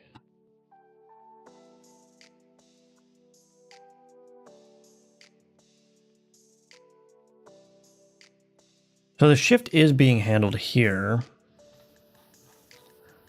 Word effect registration.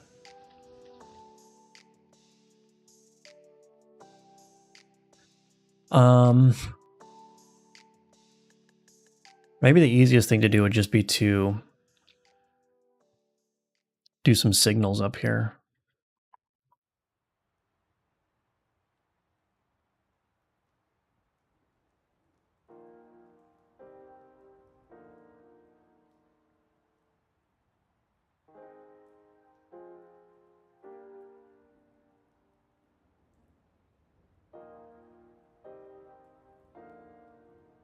Actually, you know what I can do? Let's just make this generic.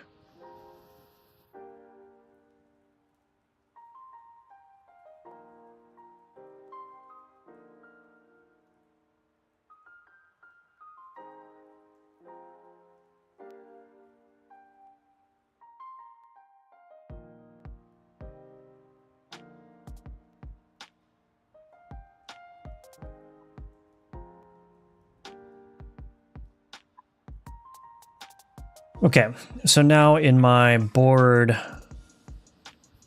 effect indicator component,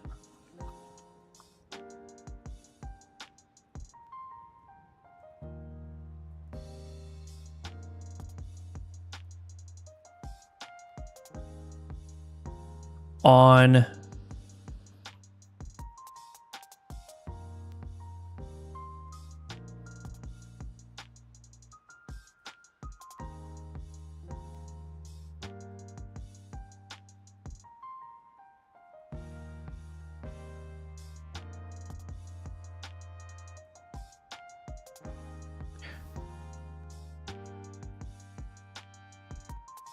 I guess I'll need to create a mapping from orb to baseboard effect. Do I want to do that? Actually, no. I don't want to do that here, actually.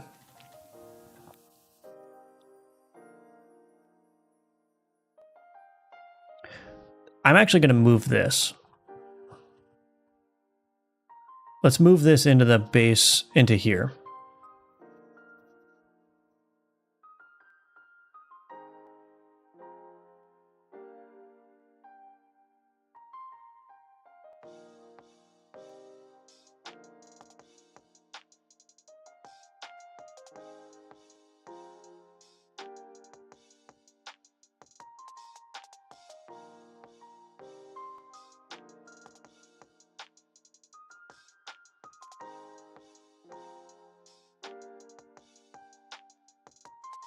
And now I need a reference to the owner board. I don't really want to do that, but it might be useful to have this information.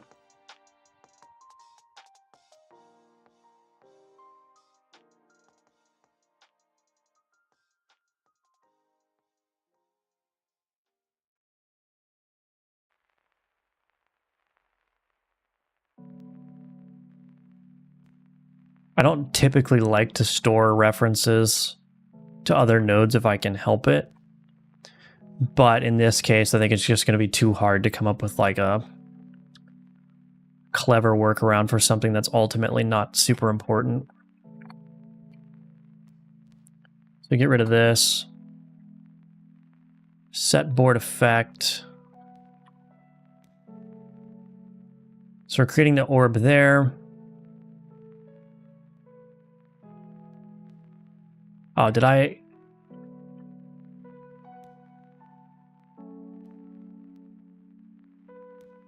That's fine. Board effect dot connect to index changed on index changed.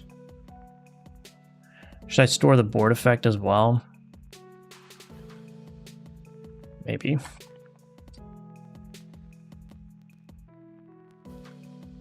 Okay.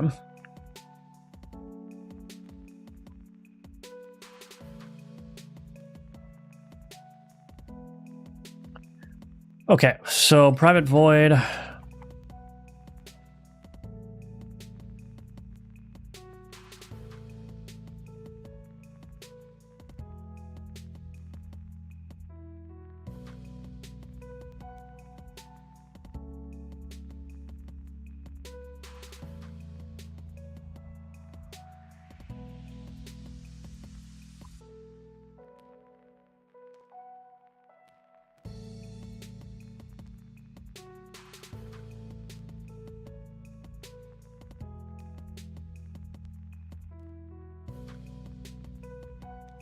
Okay.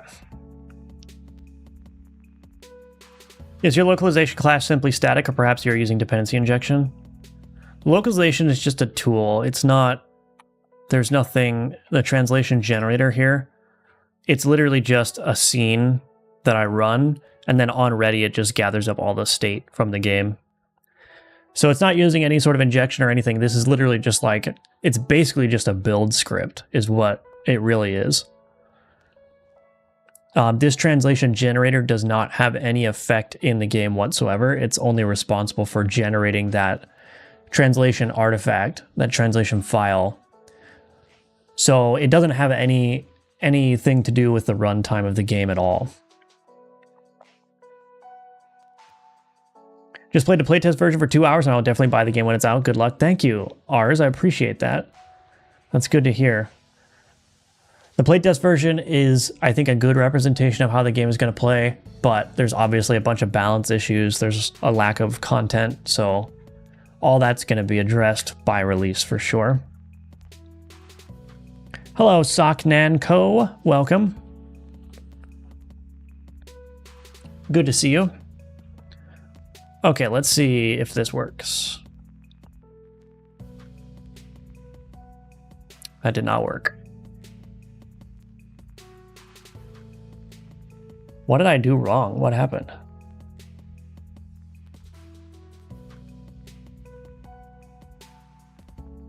Oh, I'm changing the wrong thing. This just needs to be position. Okay. I copied and pasted that over, and that just happened to have the same name as the Sprite 2D there. I'm going to add some nice animations for this. I think the next thing to figure out is how to get it to highlight the rows, or the columns rather. So yeah, I'll figure that out, but let's do this. Okay, perfect. So now we've got two side by side. They updated their position. Yeah, perfect. Okay.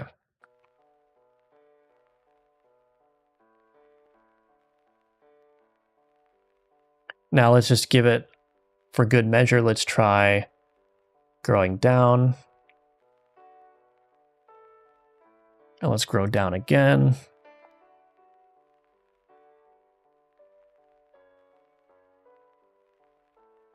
Cool. Let's grow up.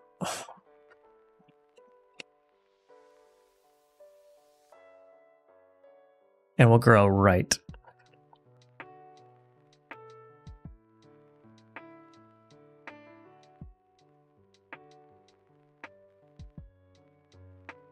I don't think it's possible to get a board this big in the game, but if the board gets any larger than this, these things are going to be like off the behind the combat log button and whatnot, but I don't think that's possible.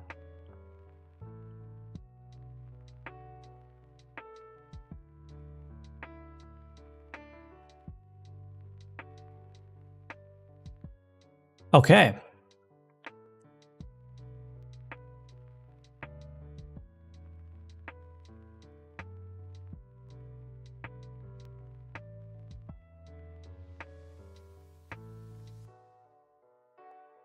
We'll need to create a tooltip for those as well.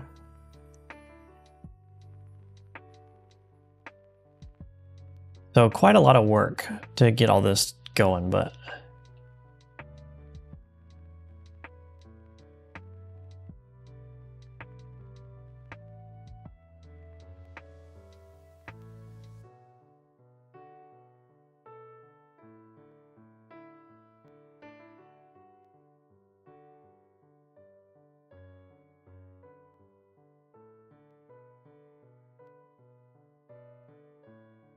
Okay.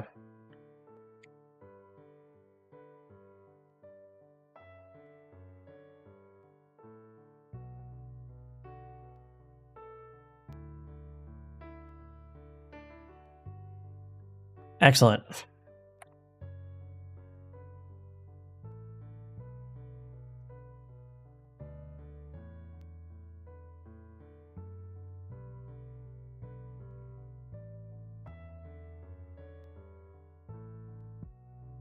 So I need to get the board to highlight when those are hovered. No.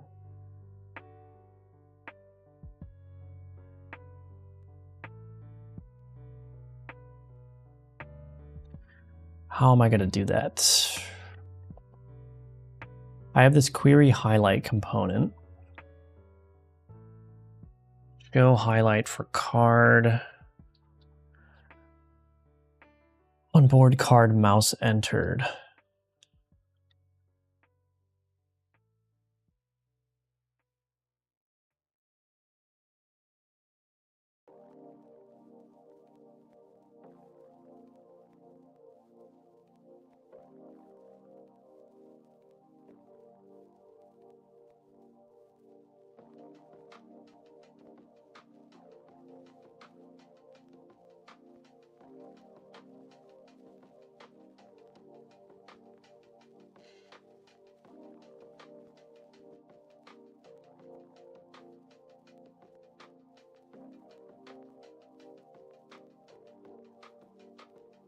Oh, I see.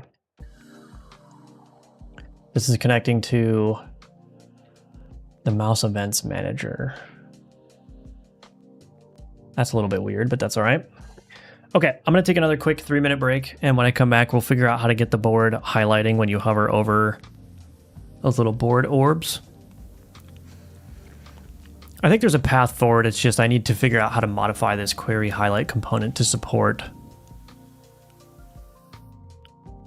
that in particular. So anyway, we'll have to do some refactoring, I'm sure, to unify the code paths, because this one expects a card ref.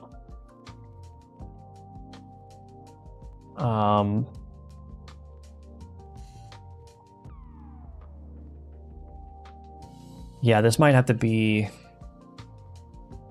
Actually, it might have to be a totally different path, but it should be okay. I think I see a path forward, so we're going to try to do that. But anyway, I'll be right back in just 3 minutes, and we will continue on.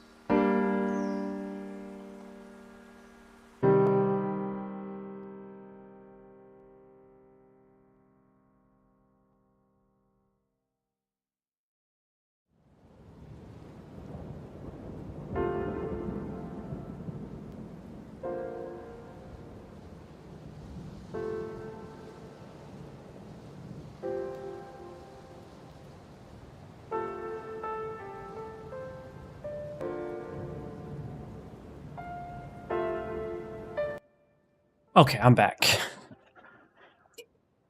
All right, let's do this.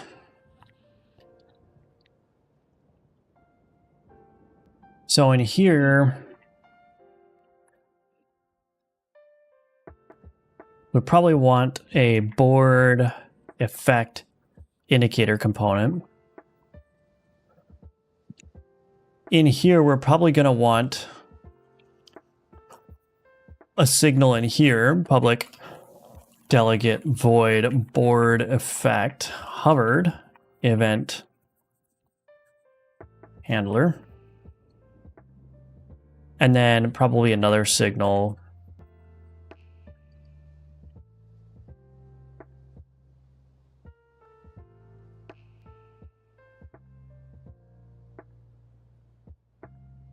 We'll pass in the baseboard effect.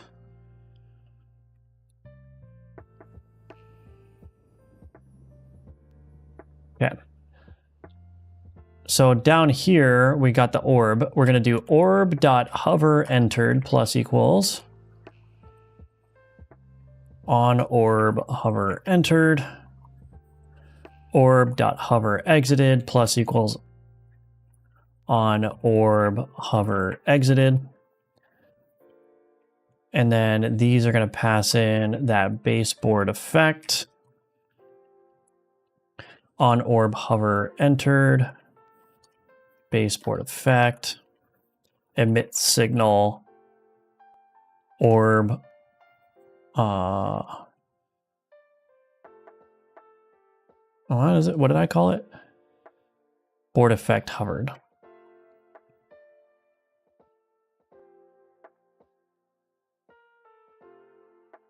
Now I could have done this, right? I could just do that. That would simplify things, right? I don't like to do that. I like to create explicit named methods for every signal handler that I have. I just think it's a lot cleaner to know that anything that starts with on is handling a signal. But of course I could do it the other way. It doesn't really matter. It's just a stylistic preference. I don't typically like to do like, I could just write logic in here, right? I could just do like, oh, do some stuff in here, but I prefer to have them as named methods with their own method body, and then just have the signal connection just hooking into that signal handler directly. I think it tends to be a little bit cleaner that way. Okay, and then I do emit signal board effect hovered, board effect. So this is basically just relaying that signal. So that's listening for an individual orb, and then it's passing that board effect back through that signal emission there, and then I can listen for that in the query highlight component.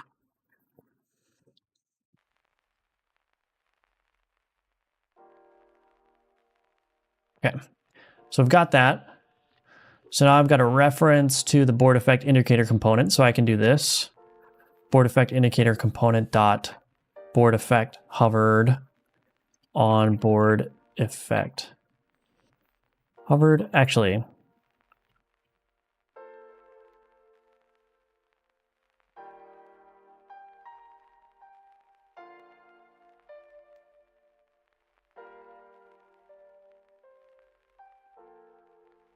okay.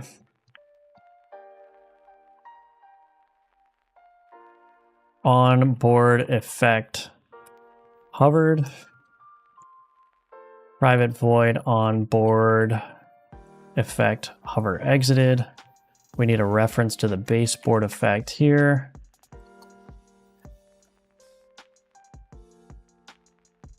Baseboard effect there. We're going to want a method like show highlight for board effect.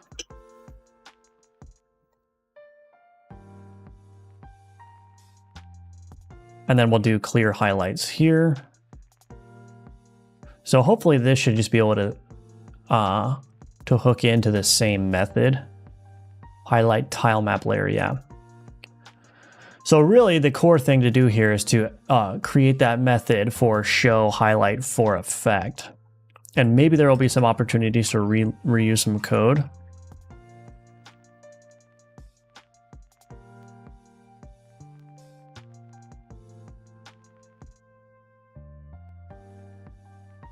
But let's see. That music though, welcome back and hello Fire. Hello Helkios Games, welcome. Good to see you. Alrighty, so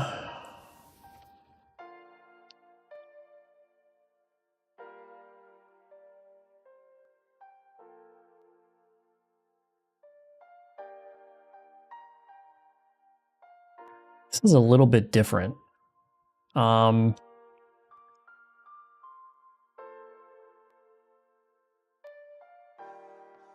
I do have a board inventory component.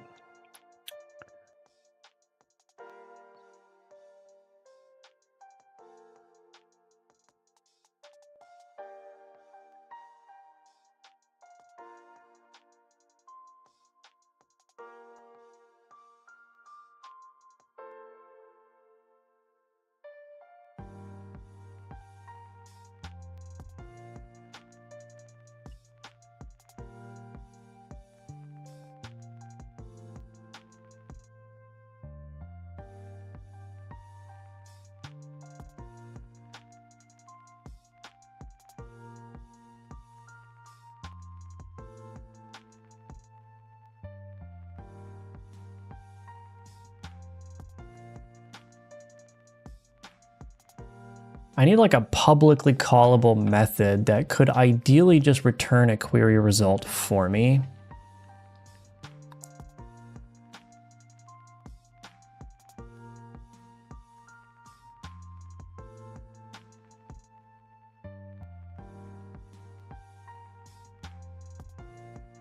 What, can I just do this? Public query result.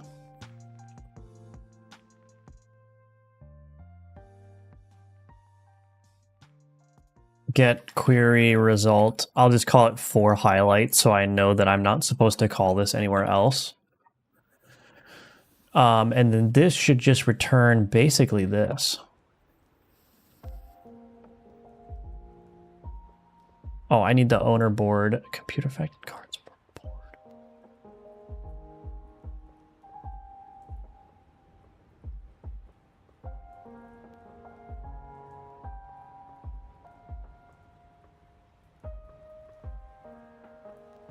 Maybe I actually don't do this. Maybe I just don't do that here. Maybe the option is to just make this public. Because that gives me all the information I need, and then I can run my own query in the highlight component here. So maybe I just do that. I just do var query options source cells is equal to board effect.get query options, and then I can do owner board or just board inventory component dot query. We pass in the query options and we do source cells.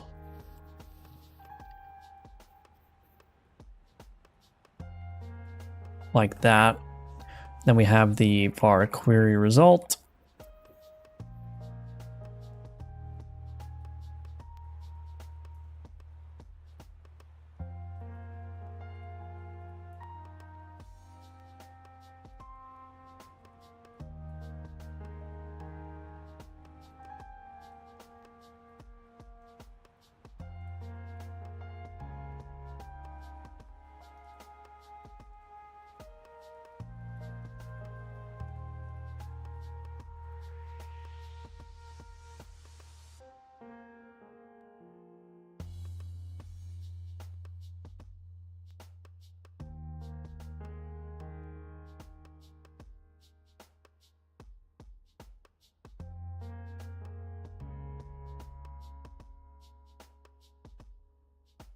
So what I'm noticing is that, so this is iterating over all the abilities for a card highlight.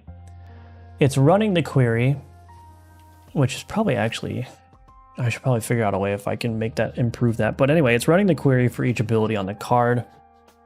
It's adding that to the affected cards set. And then it's also adding unioning with the affected cells set.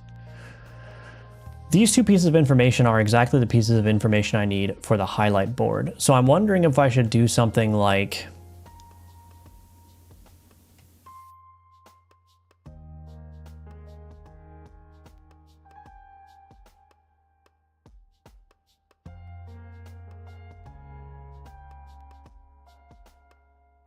I was wondering if I should do something like private class accumulated query result or something like this.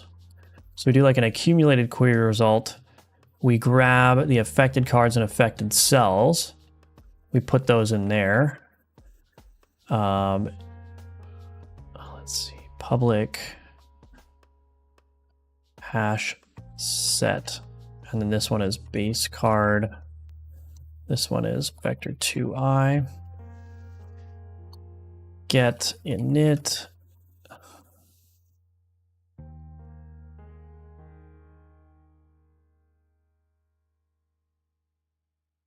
And then if I do something like public void process query result, dot query result,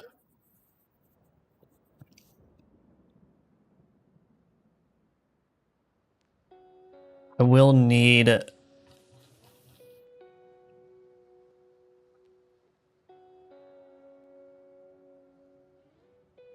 let's grab this.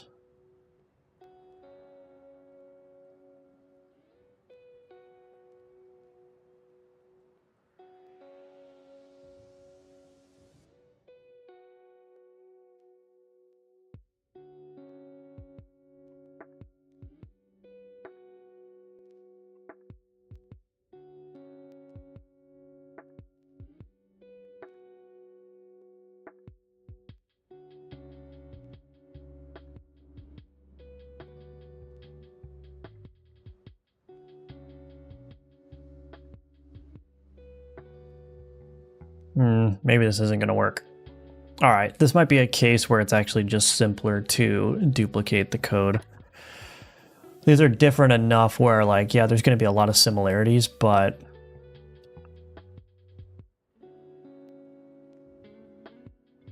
I think I basically just need to do this.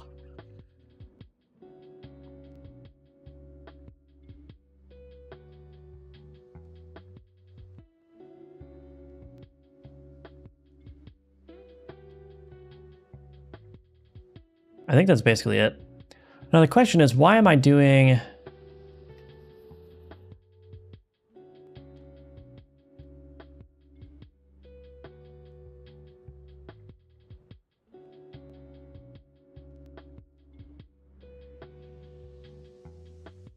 Why do I need to do this?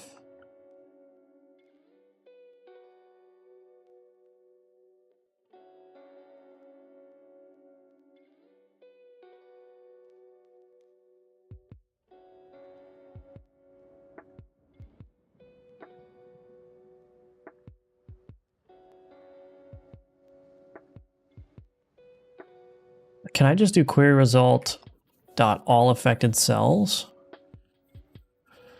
I don't think I need to run that second query. I don't think that's right. It's time for game day once again. Hello, Jack Daytona. Welcome. Any advantages using GDScript versus C#? Yeah, I mean, there's a lot of advantages for using C#. You know, you get all the structure and whatnot. But it's a personal preference at the end of the day. If you feel like you can use interfaces and whatnot, and link and NuGet packages and all that stuff.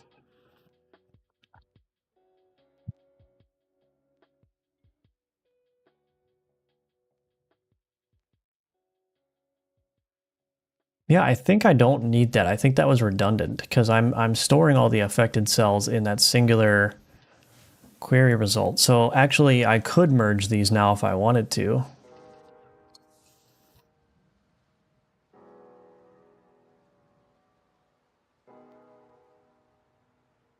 Like I could call process query result there, but it's whatever. It's fine. I don't really feel like merging those things. Boom, there we go. So you see I've got the row highlighted now, and then if I put this guy in there, it highlights him. Oh, it didn't clear the highlight though. I need to do this part.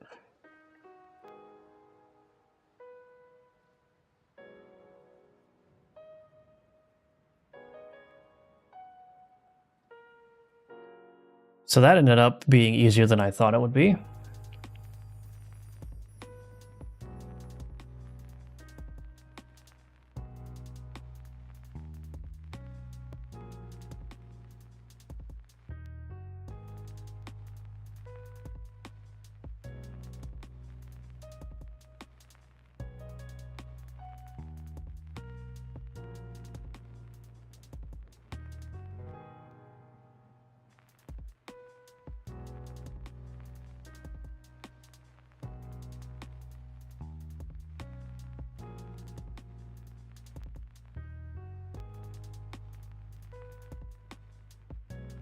Okay. So we've got that. Put this guy here. Look at that. Beautiful. Let's do another board growth just to make sure.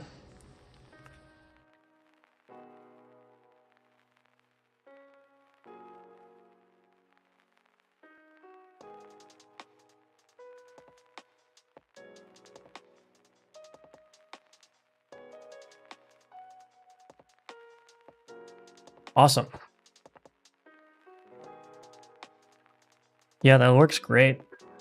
I don't have any complaints about that. I guess I'll make sure that the row-based one works as well. Yeah, I was expecting it to work. I mean, it's just reflecting what is already true of the data. Look at that. Mm-hmm.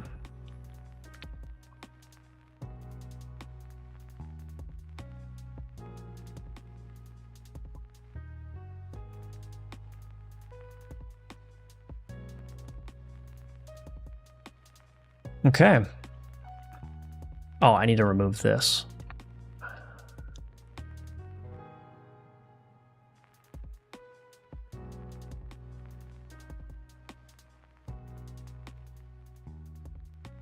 Okay. Well, I think that's a good place to stop. I have a lot more work to do. I got to integrate that with the save system. I got to do like a nice little in animation. Actually, let's do one more thing before I do that. I'm going to change this board effect orb. I want to use a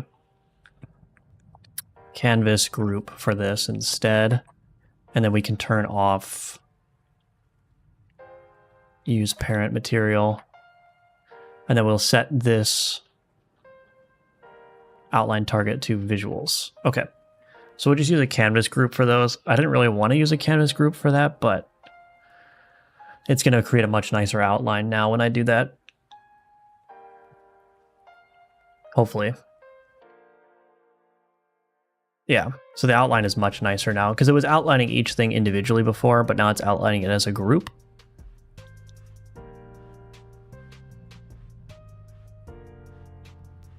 So yeah,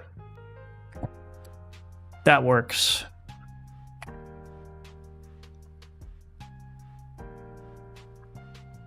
All right, that will be it for the stream today. Thank you all for watching. Thank you for being here. The playtest is still available for the next couple days, so if you haven't tried Alchemortis yet, feel free to do so. You can request access from the Steam page and you'll get in instantly. You can also add it to your wish list. I would appreciate if you would consider doing that. Thank you, Wild Recon. I appreciate that. Thank you.